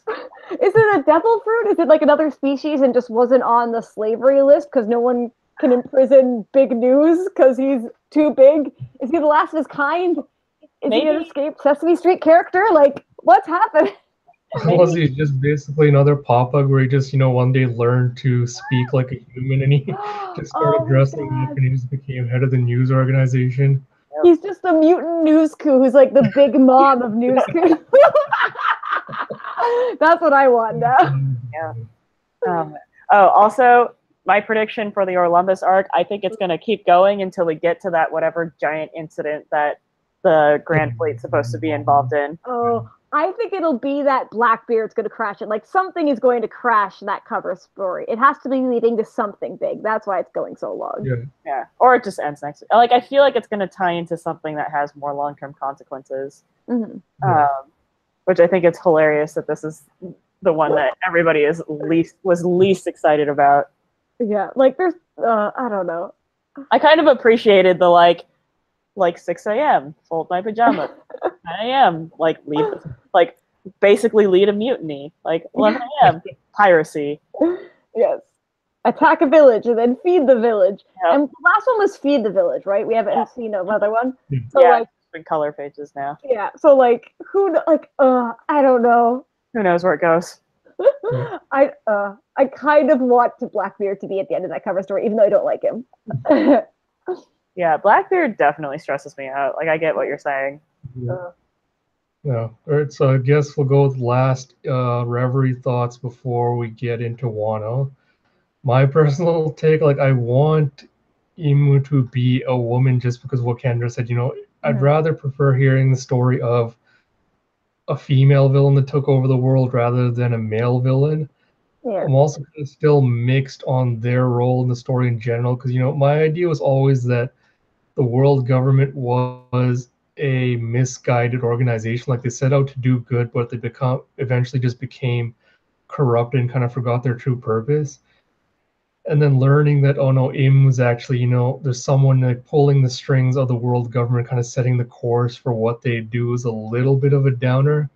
But I'm willing to kind of cut Oda a little bit of slack for how that's going to play out. I still expect Akainu is going to be, end of series villain. So I'll be curious to see how this plays out with Im's role in it. Now I know there's a popular fan theory out there that Im might be, the other last ancient weapon, Uranus, and that their power might be to control, Zeneshos. What are your thoughts on that? I don't know. I just want the moon to be a giant like space weapon. The moon is Uranus. That'd be cool. I would love that to happen. Yeah. I hope like their power just isn't like, oh, I can control the big elephant. Like I would be so disappointed if that was what that's why they were the leader of the world. Yeah. Well, unless it was like a fleet of giant elephants. Oh, that would be awesome. Yeah. And also, like, if there's elephant in Thriller Bark, maybe, and like they can like summon that up. Yeah, that was one of the like weirdest, creepy things. Yeah, I guess I've seen some like really convincing arguments that it is an elephant or that it was Zoe because like the eyes are the right level and like there's kind of shadowy legs, but that's just such a weird thing that Oda could almost never touch back on it again. But it would be kind of cool if he did. But it's also good if that's a mystery that can just stay a mystery. But it'd be awesome if it was like I don't know, more big elephants. Just given the prevalence of like how much in the series they talk about gigantism, like we know Vegapunk was obsessed with like trying to create giants. Like the world government's been obsessed with that research, and even Big Mom's been obsessed with it. And given how they go on about how giants are the greatest warrior race in the world, and if Big Mom's like, oh, if I had an army of giants at my beck and call, I could have become Pirate King by now. On the one hand, I'm like, I'd like to see giants actually become a force to be reckoned with, because so far all the giants we've seen have been kind of casually nerfed by Oda by host of characters. So I kind of feel like Uranus, if it's going to be the last ancient weapon and he wants to make each of them distinct, will have something to do with enabling gigantism, but that kind of goes into crazy theory territory. Mhm.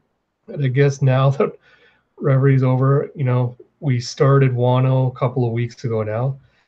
So, initial thoughts on what we've seen so far with Wano?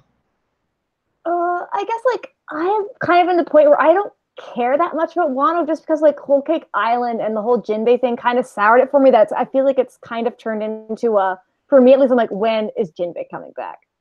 But it seems, but also at the same time, it does seem really interesting. But like at the same time, I'm just like, I kind of don't care about Wano that much. Like it's been so overhyped a little too much that I'm just like, Oda's going to do whatever he wants. And like the one thing I'm kind of interested in is that there was that woman playing the Shami-san and she had the fox mask, or maybe it's not a mask, maybe it's a devil fruit. I hope she plays a big role. So like at this point, we don't really know anything about where Wano's going. Like all we know is we've met Tama. She knew Ace somehow, and like it's interesting, but at the same point, it's still very much like I couldn't really predict anything for Wano. I just want to see Jinbei again, which is bad. That's just me personally, but I don't care that much about Wano, to be honest. Yeah, I'm just gonna do a quick digression back to the whole Giants thing. So it's like we are eventually going to get. I think we're gonna get an explanation as to like why the world is the way it is, and we have Pluton, which is like the island destroyer. We have Ors, who's known as the continent puller. Like we have these things that have been dropped as like these are entities or things that could reshape the like that can basically terraform, and this world is in a really crazy shape, and it doesn't seem like that's a natural thing. And so it's like I feel like we're going to get something, and there's literally like robots in space. Like I feel like it's easy to forget, but like there are literally like robots in space. Where does this all fit in? Like where does that come in? And like maybe we have a giant like that's no moon. That's actually like it's literally just gonna be the fact that that's just like sitting there, like that is a part of the story that we've had like literally hundreds of chapters to sit on and just haven't gotten that resolution yet. I'm like, that's some crazy stuff. Like, what is going on? And the fact that at Ohara there was like multiple moons on that thing, but we've only ever seen one. And then like even with the Sulong thing, it was just one moon. So like something happened where like maybe it's a combination of moons. I kind of like the idea that like all the ancient weapons are forms of destruction. It could be cool if like Uranus was creation or something, or that it like it had like it was something like more like positive seeming, but that it was used for like a horrible evil and it had to be like hidden and like buried deep or put up in the sky or something. I hope it's like a little different, that it's not a destructive thing, that it's something else, but they made like terrifying. Yeah. And I feel like there's like that's going to be, I feel like the Giants come into it somewhere. Like we don't know what Oris is at this point.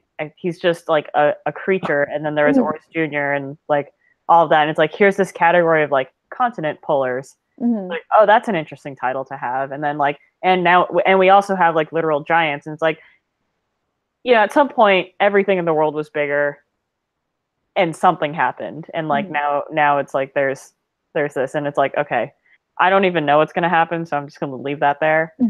So yeah, so I think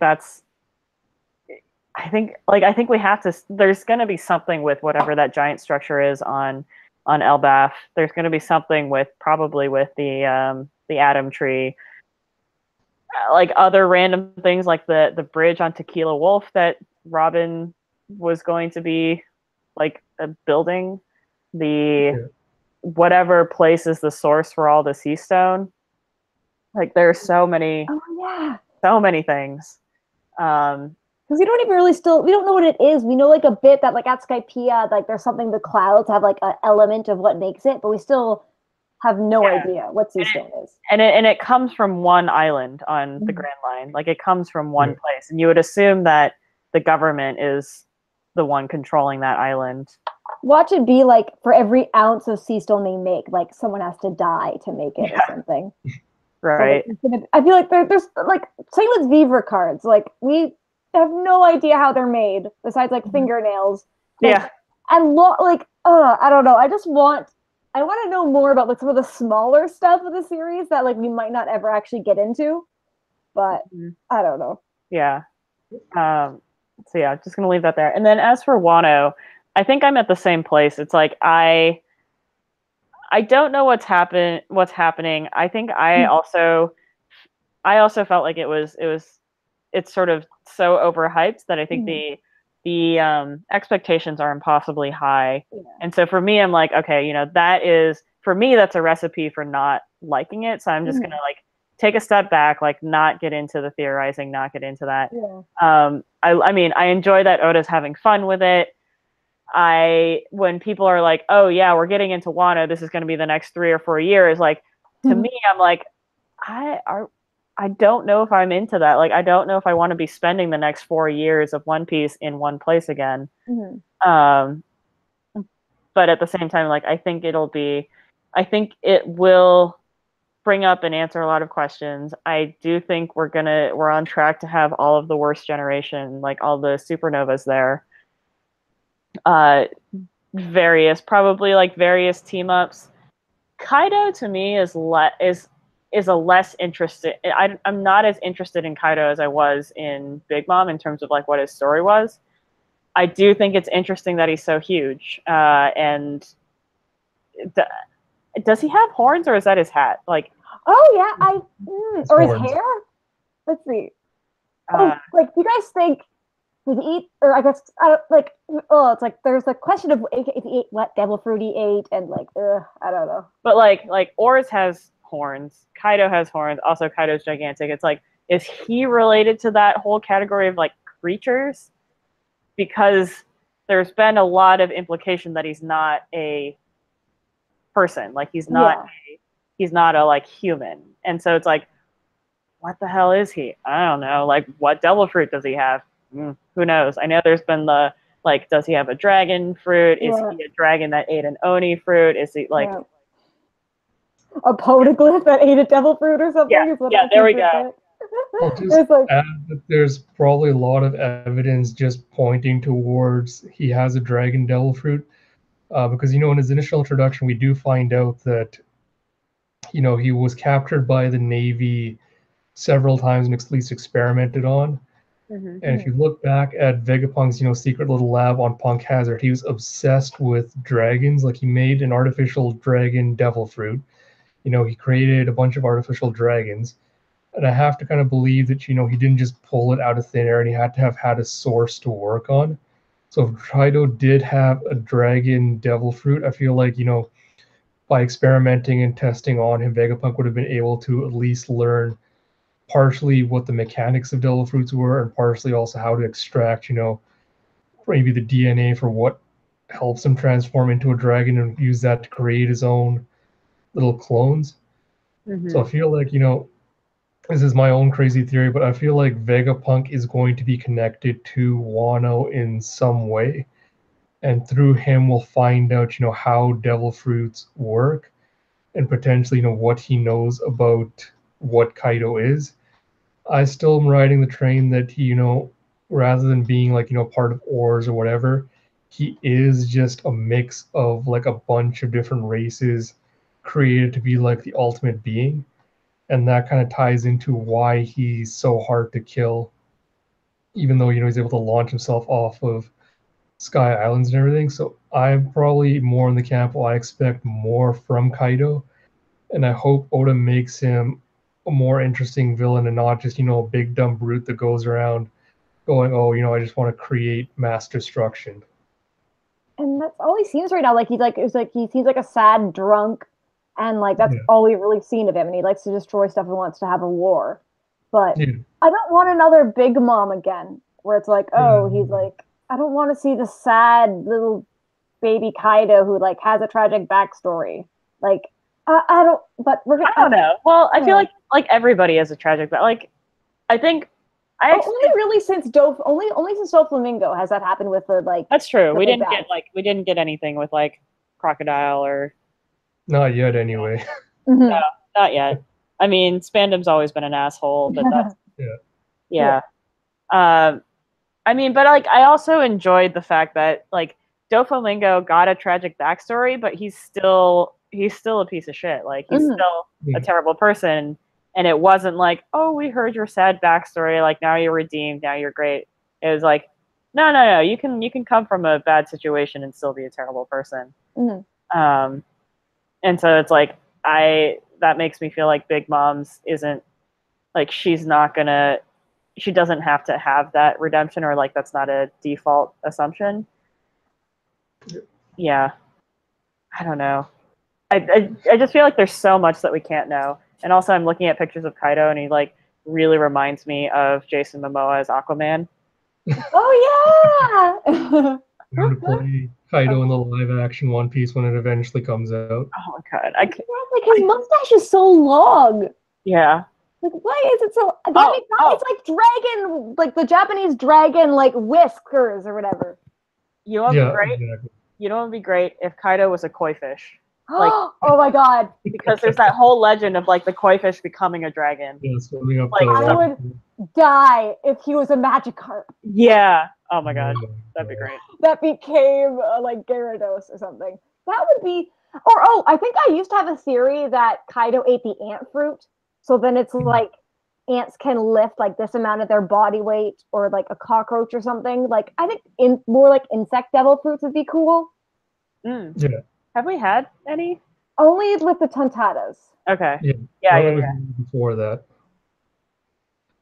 Okay, so I guess now with more Wano things. So I know you're not excited right now, but do you have any expectations for, Zoro's character arc on Wano and, any ancillary characters that might be related to that? I think I've talked to you about this before, that I want, like, I'm kind of iffy because it's going to be Zoro focused, and I don't really care that much about Zoro, but it could be the chance for me to care more about Zoro. I want Zoro to cry so badly, even though that's not, like, automatically make a good character if you cry. Sanji cried a bunch in Whole Cake, and I like that a lot because it made him feel more real, but still wasn't, like, magically making up character development. Yeah. But I want Zoro to cry, or at least have a moment where, like, he's been a cocky asshole all of the time, Skip, even before that. Lose. So now he needs to lose. And I want Tashigi to be like, even if it makes, like, it doesn't make any sense for Tashigi to be there because the Marines aren't supposed to go because it's not like a world government thing. But like, I want her to come and just like either get to do something really cool. Yeah, just get a sword. Yeah. I want Tashigi to be there so badly, and I want Zoro to get schooled, and I want Chopper to do something or have the fact that he literally has, like, what are his little balls called? The rumble balls? Rumble balls to be important because it's all zones and he's the zone. And like, I want that to be because he didn't really get that much chance to shine during Whole Cake. He did like one thing where he took down Brule at one point, and then he like ran around in the mirror world for the rest, which is important. But I want Chopper to get to do something. And I also just want Jinbei to join, not die, and get to do something cool and not just show up at the end of the arc. That's all I ask. I want the crew all in one place. I want team up battles. Like, I want them to be. That was okay. So the highlight of Fishman Island to me was like when they were all teaming up to fight this fodder, and they were all in the same place for the first time in a while. And then, like we haven't had a good like big team up battle since then. And it's like those are my favorite moments where it's like you get the whole crew, they know each other so well, so they can seamlessly fight with each other and transition between the battles, and like there's so much humor and camaraderie. And it's like that to me is like the biggest, like that is what I love about One Piece, and we just haven't had that for so long.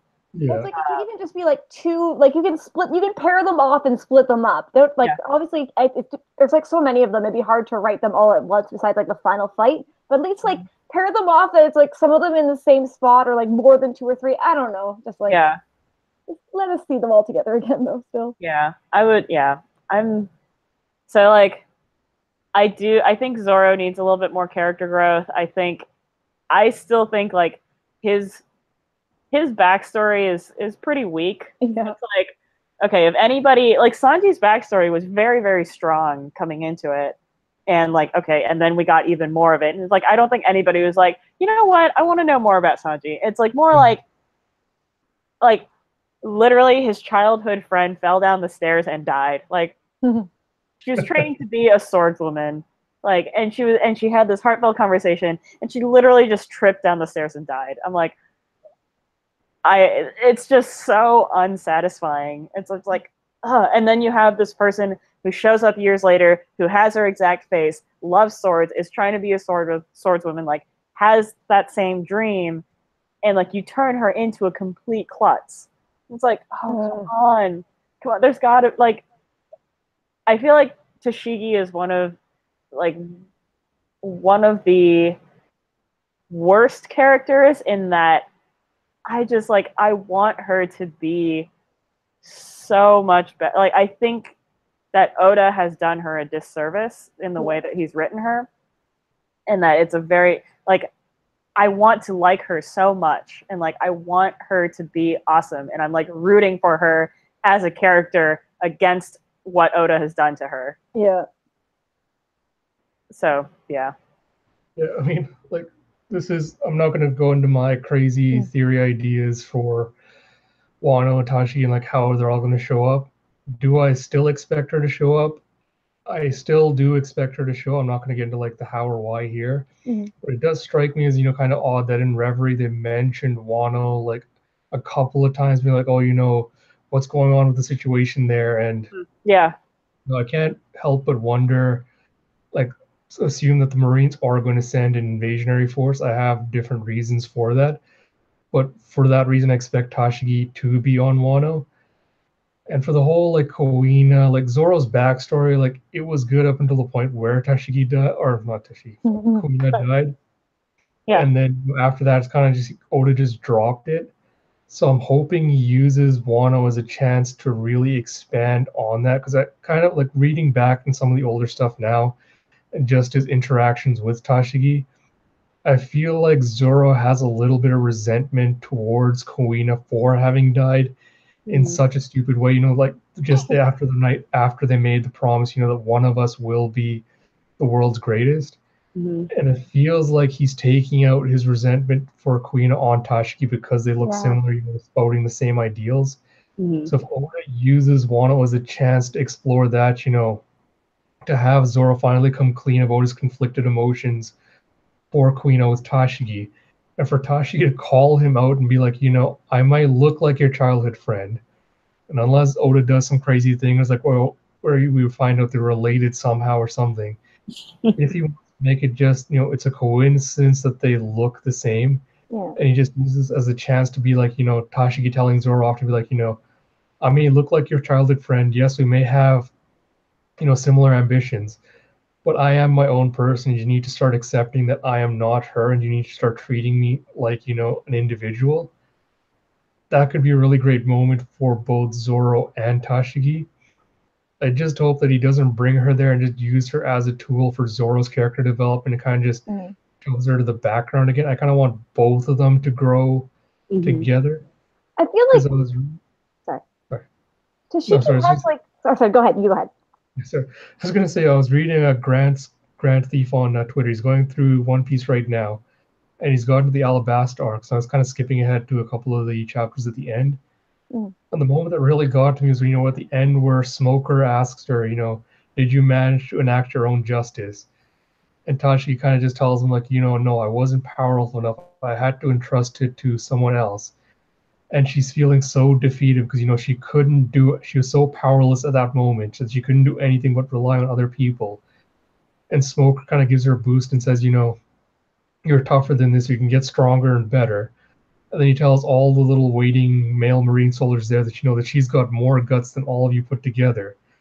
And at that point, you can tell, he has a supreme amount of respect for Tashigi. Then we have like nothing, and then we come to Punk Hazard, and he does the exact opposite, where he just completely disrespects her. And I'm just like, what the hell happened to you? Like, come on! Like, I want to see Smoker and Tashigi like go back to being like, proper like rival characters again in Wano. because it feels like Oda introduced them, they're really compelling characters, really powerful, seem like they're going to be end series rivals. But ever since, it's like the gap between Luffy and Co and them has just been like steadily growing. So I'm hoping on Wano they finally get a power boost and they come back to the level where they can match the Straw Hats, blow for blow. Yeah. And it's like, I feel like one of Tashigi's strengths is like her sword knowledge. And like you're in the land of swords. Like you're in the land of these katanas, and you're like, okay, now here's someone who has this encyclopedic knowledge of them. And the other one is like, how did Kuina end up with Wado Ichimonji anyway? Like, who is her father? How did they end up in East Blue? And and we don't know anything about that, and we don't know anything about Tashigi's backstory. So it's like, okay, there is a possibility that they are related somehow, and they both somehow were like, I don't know, exiled from Wano or something. But like, there is some way that Kuina ended up with one of the great swords from Wano, and that Tashigi has this like encyclopedic knowledge of swords. And I feel like I think Oda hasn't been able to leave any of these things alone. Like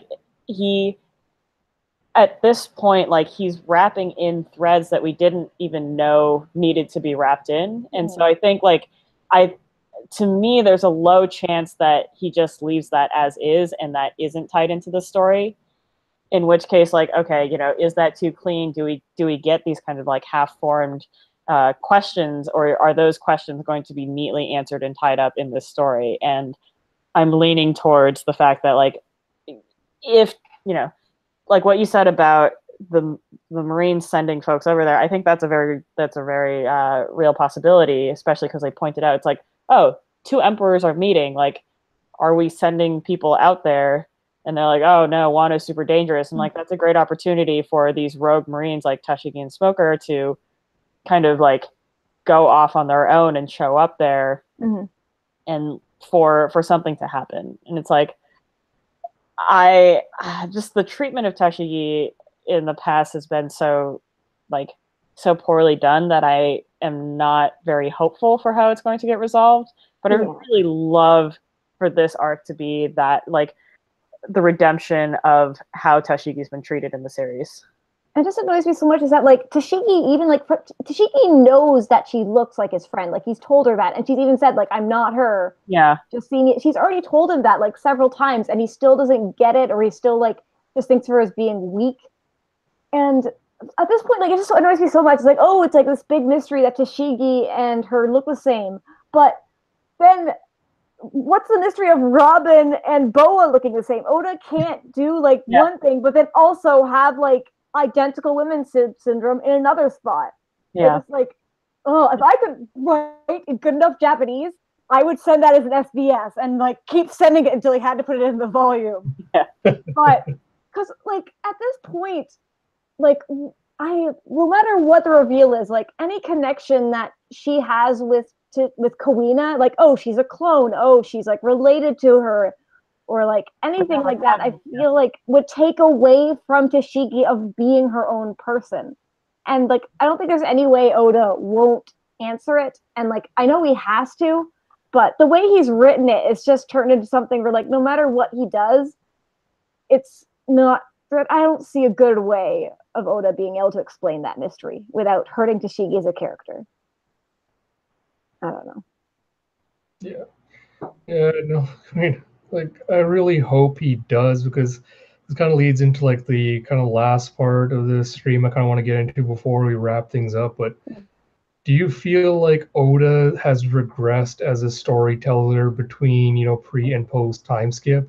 Like, has he gotten really too complacent with the kinds and types of stories he's trying to tell? I guess like Whole Cake Island was actually him trying to do something really different than what he usually does, and it didn't work out. And like I think even Oda probably knows that too, that it was a bit messier of an arc, and like he tried to do something different. And like after like I don't really know what the Japanese fandom, how they liked, if they didn't like Fishman Island or Dressrosa, like some of the Western fans didn't like it.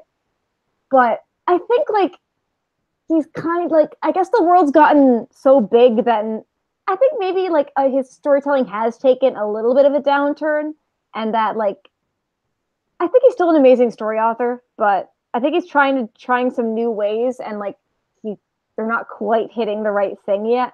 I don't know. I don't know. For me, I do think that after the time skip, a lot of characters that I had liked previously, like their characters became a lot more one note.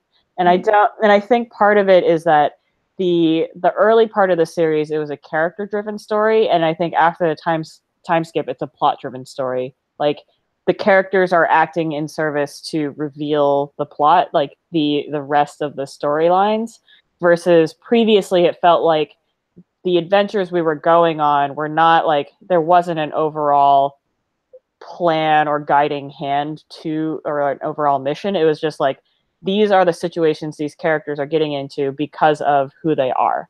And this is like, they are getting involved in these things because of their characters. But I think now it's sort of like Oda's pushing the characters around because they need to get to certain points in the story.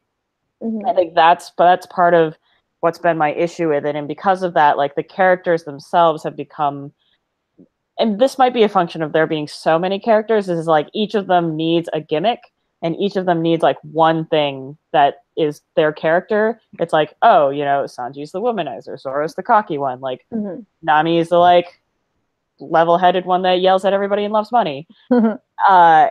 And like sort of by necessity, they kind of have to, they've simplified because there's so many characters and you have to keep them separate, and because they've kind of been established as those characters, like they are now following the story as those characters, and we're not spending as much time on establishing who they are and how they operate.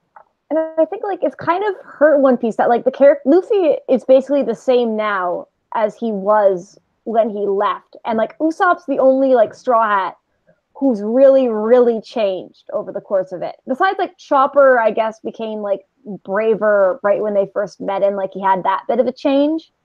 But like all the characters have kind of stayed the same, and I love all those characters, and I love them from the beginning, but now it's kind of like they gotta continue to grow. And I definitely agree with like that's become more of a story following rather than character, and I think that's kind of hurt it. Yeah, so I mean, this is something I kind of have repeatedly been saying a lot, is that, you know, I see like One Piece as a story being split into kind of two halves, with, you know, the Grand Line and the New World representing like the two different like aspects of it.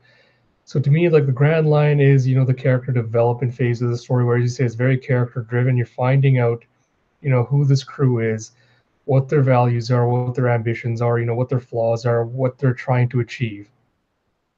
And in it, they're mostly focused on like, you know, following them on their journey and seeing, you know, them change and grow as characters and develop as they go on all these different adventures.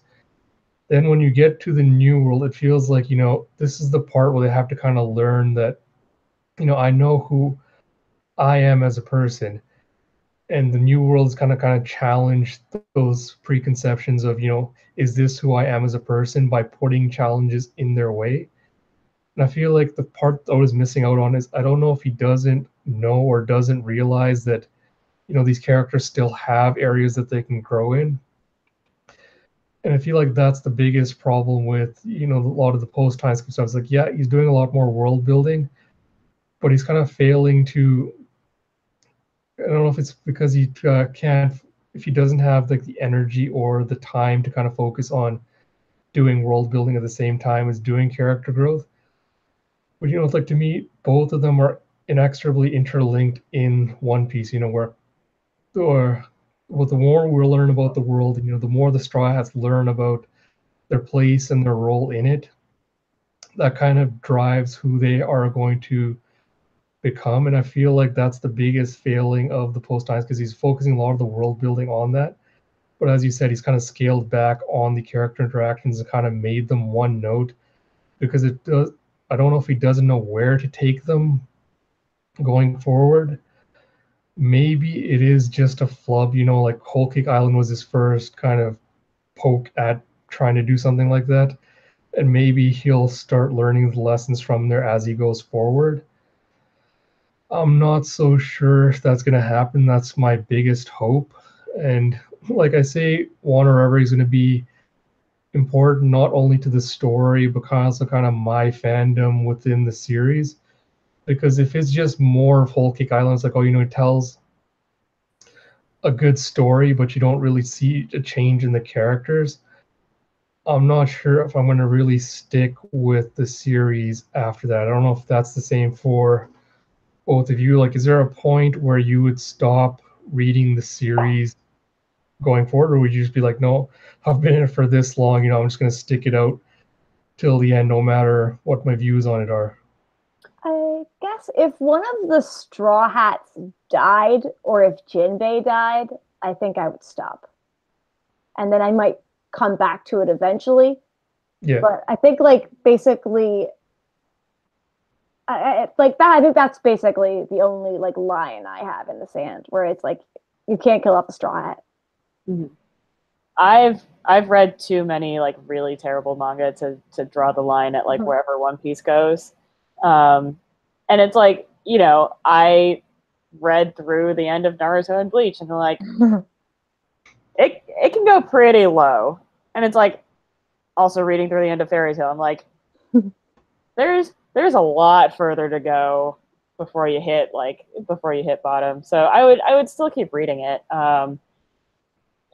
At the same time, I think it's part of it is like it would always feel bittersweet because we know how good the series can be. And I think there's always the like that bit of disappointment of like how if it is executed poorly, there's always the like wistful of like what could have been, like what could have been done to make this better. And part of it is like Oda is so masterful just in general and as an artist. And that's why we have such high expectations for him. And the fact that like, okay, I think there are some parts of One Piece that are fundamentally different from when it started out, but there's a lot of it that has stayed pretty consistent and like pretty strong throughout. And there are some things that have gotten better. And so it's sort of like, because we don't know, like Oda's been doing this for, I think someone was posting like literally half of his life. And so it's like him as a person, I'm sure has changed through the course. And I would hope that like he as a person is changing for the better, which changes the story for the better. And I think there's a lot of things that it's like, okay, there are some things that we write off as he's in Japan, it's a different culture, like they have a different view on things and he has a different understanding of things. But there are like certain parts where it's like, okay, yeah, but we are living in a global society, like we can connect to people around the world and understand people from different perspectives. And there is more of this like global understanding of things. And so it's like I would hope that rubs off on Oda as well. So I don't know. At this point, I think I'm just like, I'm going to set my expectations like lower and maybe not like as high as they have been in the past. Mm-hmm. All right. So any final thoughts before we wrap things up here? I was wondering, Ash, what's your line in the sand? Like, what would make you drop One Piece? Honestly, it's been something I've been debating a lot. Like, I spend a lot of free time thinking about, what I'm going to be doing going forward with the series. Part of me is like, I'll probably might continue, even if I fall out of love with it after the next few arcs, I might still continue on, as being a voice to kind of bring, criticisms and like shine a light on the problematic aspect of the series for other fans going forward. So I might stick with it just in that respect. With respect, what would make me stop enjoying it as a fan, I think really comes down to the continued treatment of women and depending on like the character aspects. Because I think that's the two biggest things that make me seriously consider dropping it, is if it ever comes to a point where I stop caring about the characters or where they're headed. And if the women keep getting treated the same, like get shunted to the background, I think a combination of those would be like, I've appreciated the ride up to where Oda's taken us so far. Like, One Piece has been a massive, massive, massive influence on my life. Like, I can't really understate like how much it's affected me, and like, all the great friends I've made within the fandom ever since I started the series. And I'll still will have everything up till now, like all the pre-times, because like all the everything before Marineford, even Fishman Island, like there's still a lot of good things in the series to recommend to other people. But I don't know if I'll ever have like a concrete answer of what I'm gonna do, at least right now. Like right now, I'm still hoping that Oda does bring back the magic in the series that initially got me hooked into it. And I would love for that to happen. Like I'd love to, fall in love with the series like I did originally. But I think I'm gonna have to hold off and wait to see how Wano Reverie plays out before I make any kind of final statements on it. Mm-hmm.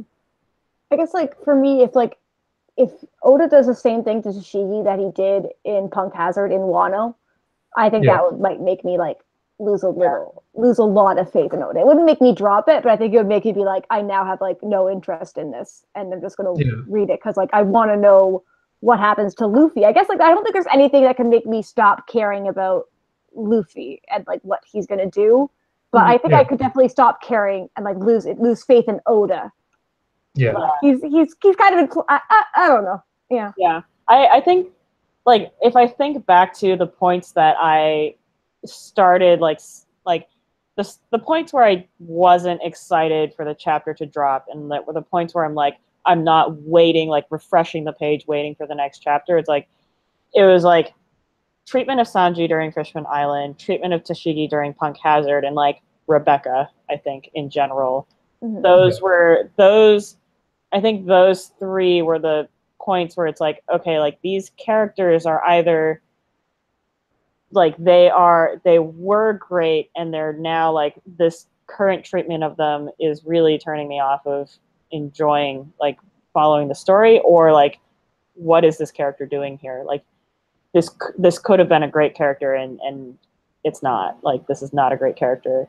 And I don't think there wasn't a particular like character or moment within like Whole Cake Island or Zoe that was like that for me. So like to me, I think that's why I enjoyed Whole Cake Island. Like it's been for me post time skip like one of the ones that I enjoyed more, just because there wasn't like a specific like really terrible treatment of a character. I think there were a lot of general things, and like a lot of characters didn't change, but there was nothing that was like, oh, like this specific treatment of this character is actually turning me off of the series right now. Mm-hmm. Yeah, I don't know, like Whole Cake Island maybe is just an outlier for me. I mean, I didn't like Oda's treatment of Pudding and like the whole Sanji stuff in there and a few other characters. Like a lot of that turned me off. I'm actually writing an editorial about that, so I'll try to push that out sometime in the next 2 weeks. Mm-hmm. But if that continues to be a trend, like if I stop caring about the Straw Hats, because I expect Zoro, Frankie, Robin, and Chopper to get some sort of development in Wano, because it kind of feels like they've been put on the back burner for a really long time now. Mm-hmm. Like going back and like reading arcs like Water 7 and things, like I loved Frankie back when he's introduced. Like he's such a dynamic personality. Like even Robin back then, like they're all distinctive personalities back then. And now it feels like Oda's leaning too hard on, we'll just let this one gag define them rather than making them out to be well-rounded. Mm-hmm. So if he starts to move away from that with Wano and starts to build on making them distinct again, I'll be happy, but conflicted feelings. I wish I could say it was an easy, yes or no answer, but it's my feelings with the fandom, like with the series, are just really, really complex. Yeah, I think like Wano will probably like make or break some people, because it could turn into another Dressrosa where it's really long and like it won't seem to end, and like so much has to happen in Wano, even though at the same time like we don't know, there isn't really any expectations besides like Luffy has to beat Kaido. And that's Yeah. basically all we know for Wano. Right. And it's like on paper, I wasn't excited for Wano. So it's like, you know, I'm not as excited for Kaido. I'm not as excited for the setting. I mean, like, I enjoy that Oda enjoys drawing it. I think the art's amazing. And like, I think there's a lot of interesting things he can do there. But just in general, like, okay, you know, this is the arc where we defeat Kaido, like we help out the people of Wano, and you know, Momonosuke gets reinstalled as the leader, and like that family comes back into power. I'm like Momonosuke is not my favorite character either. Yeah. And so it's like all of these characters are ones that I'm like about. And so it's like if it's going to be more of the same, like if there's not going to be significant character development there, it's more of like, okay, we're gonna hit all of these plot points, then to me, like, it's not going to be, I'm not as invested in where this arc goes. And I think if we had more character driven plots, I would be more excited to see, like, okay, you know, these may be the plot points that we have to hit, but like the way he's going to execute it and the way that like the familiar characters like grow, change, interact with each other, like that's the part I'm excited about. And just the fact that it hasn't been as successful in the past few arcs makes me a little bit less excited going into this arc. And I guess like Oda hasn't really made us fall in love with like Momo or oh god, I have his name. What's his dad's name? Kinemon. If he'd made us care about them more, but instead they're both kind of just like jerks to like women. Like they don't really have very positive things, and that's what it seems like Wano might be heading as well. And it's like if that's just gonna be a whole arc of it's being like, shut up and do what you're told, ladies. I'll be like, why is this happening? So that's the one thing, the fact that he like sort of lampshaded that of like, oh yeah, you know, I'm going to like actually point out the fact that he treats women this way. And like, look, Nami, Robin, like Tashigi even, and if she ends up there, like these are all strong, complex female characters. Like I am hoping that this is a moment of reckoning for Wano as a culture. That would be great.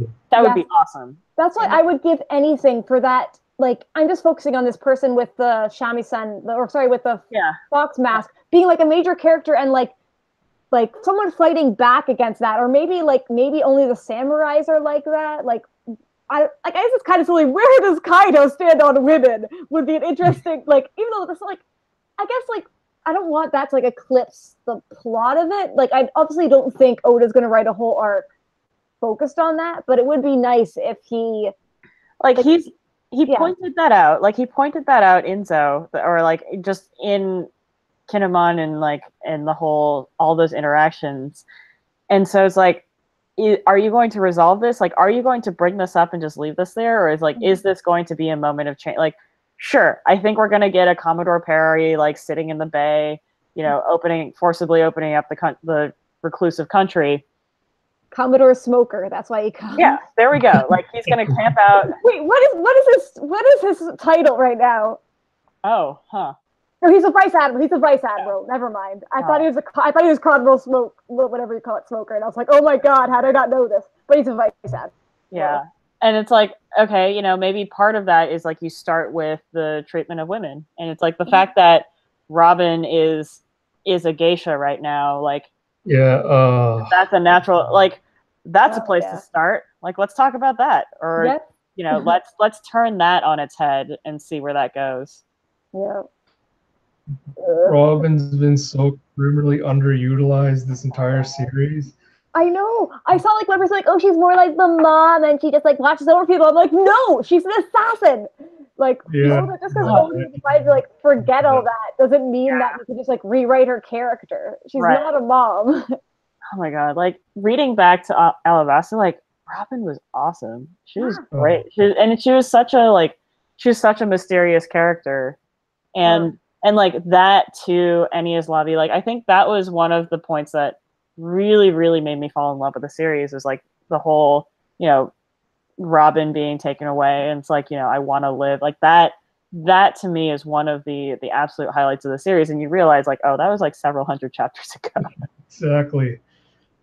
Yeah. I mean, ever since I've been kind of chased that feeling, like even going back and looking at it now, it's like, this is what made me fall in love with the series, and you can clearly see that it's not at the same level it was, anymore. And I kind of want Oda to bridge that gap and bring them back Yeah.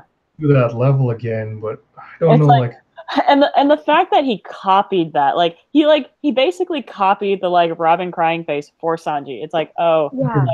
Sanji leaves of his own accord because he wants to protect the crew, and it's like, no, I want to live, and it's like, and even the flashback. Oh, don't worry, there are friends out there. It's the same thing again. It's like, just smile.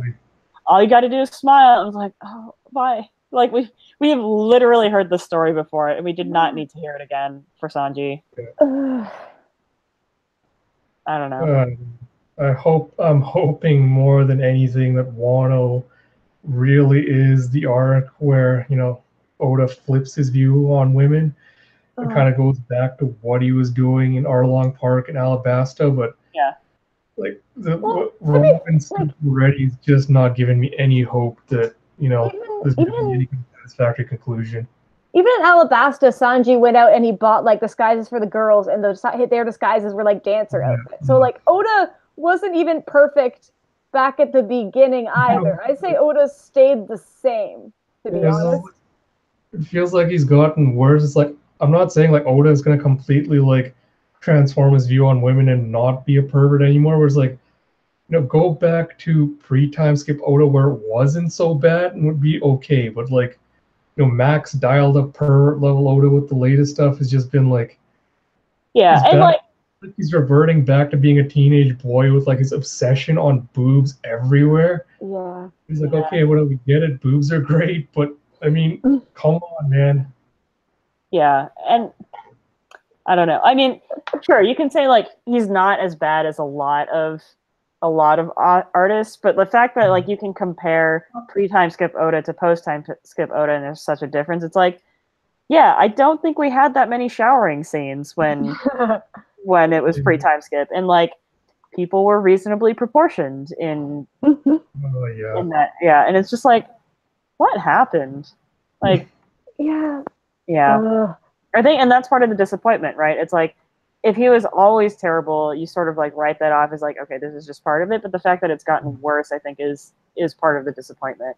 Yeah, and there's a thing on Twitter, I think the One Piece podcast did it, where there's a hashtag to actually tweet into Oda, and it's different than the one I thought it was before, because this one is fan letter or something, and I'm just I want to compliment Oda, but I also want to somehow put in and be write women better. Yeah, but then Oda won't read it, and he won't even really know what I mean by that. It's yeah. I don't know. Yeah. I don't know. I'm kind of trying to keep expectations for Wano low, but I feel like that's in the sale, and I kind of want to just be you know what? I'm kind of tired of just setting the bar for how good an author should be so low that it's so easy to kind of jump over it. And it's just I'm tired of doing that. I want to have my expectations set higher. I'm tired of just being no, low expectations. No matter what, you won't be disappointed. Right. Okay, one last thing. Do you guys think Rokogyu or Green Bull is going to go to Wano? And do you think Rokogyu might be a girl? And then that could be maybe the last one, because I know maybe there's some of us have to go. I don't know. Not the woman bit, but I fully expect him to be, or them to be on Wano. Yeah. I expect them to play some kind of role. Partially, it's because I'm Oda's never really introduced a silhouetted character, or not very many silhouetted characters in one arc that come back in a later arc. And I feel with Ryokugyu especially, Fujitoro was introduced to us in Dressrosa, in playing a role in the arc. And I feel if you're going to have a marine presence in Wano along with Smoker Tashigi, you're going to want to send in one of your biggest powerhouses if you are this land is so dangerous. So I feel an admiral has to be sent in there along with whatever forces are there. How it happens, I've got a few different ideas, but that's probably for another time. But I fully expect Ryokugyu to be on Wano. I don't know. I don't really have any expectations one way or another in terms of the marine involvement, besides Smoker and Tashigi. I could see maybe like Aokiji or Kuzan making like a surprise appearance, just because like he's been such a wild card. Yeah. And that would be a way to have all, or at least 3 emperors or represent, because like I guess he has the sort of like undefined relationship with Blackbeard now. If he's just a messenger, that'd be cool if Blackbeard could just use a former admiral as like a messenger bird. And the Straw Hats haven't run into him post time skip, have they? Besides like film Zed or something. I don't think they've actually, like, in canon story, I don't think they've actually ran into him apart from Water 7. I think Luffy was the only one that kind of interacted with him during Marineford, but I don't think any of the other Straw Hats have seen him since then. Yeah. And I don't think they even know that he's with Blackbeard. We only know that. Or do we? Did someone tell him that? Or was that Marine telling a Marine or something? Luffy kind of snuck in when that conversation with between Blackbeard and Burgess was happening, and they're talking about Aokiji, but I don't know if he was actually paying attention to what they're saying about him. So maybe he'll know. Like, I expect if Aokiji shows up, he'd be like, "Oh yeah, this guy's joined Blackbeard's crew." Like, he'll offhandedly mention it, but I'm not sure if he'll even remember or care. Yeah. And I guess for me, I want Rokugyu to go to Wano, and like I was really holding out for it to be a female Marine, like female admiral. But now, like with the latest thing we saw of them, where it's like, oh, I want like a hot lady to feed me, and like it's a silhouette mix, and like, oh, it's a dude. But it would be kind of funny if it was a woman, and just like, oh, just like, you know what? I'm gonna have a lesbian female admiral, and she's the best. I'll be like, hi, I am here for this. But I don't think Oda would do it. Yeah, that as amazing as that would be. If that's the big surprise in Wano, like, I'm totally on board. Like, Oda, you got my attention for the rest of the series, man. Do whatever. Yeah. Yes. Oh my god, that would be great. That would be really great. We can do it. So, any final closing thoughts then before we wrap things up here? I want to see at this point, Jinbei's gonna have like an epic entrance, but even that won't make me forgive him not. There's no excuse for it. So like I am basically just know that the moment Jinbei reappears in the arc, I will like scream into this outer space. So that is like literally all I feel bad that all I care about is Jinbei and Wano, but that's how it is. Great. So closing out, give us the fish, Uncle. And you can follow me at Sniper of My Heart on Twitter. And I have a podcast about My Hero Academia. And it's called, you can follow us at My Hero Pod. Yay. Cool. Yeah. I highly recommend doing that. I've actually been listening, following along. It's been really good so far. Thank you. We're trying to work on editing it better. Nice. Yeah, I'll subscribe. Woo! Following My Hero. So I think there's going to be a huge explosion of One Piece merchandise. I think there's going to be a lot more like events. I'm excited for like cross media collaboration, minus anything live action, because I am 100% not excited for that.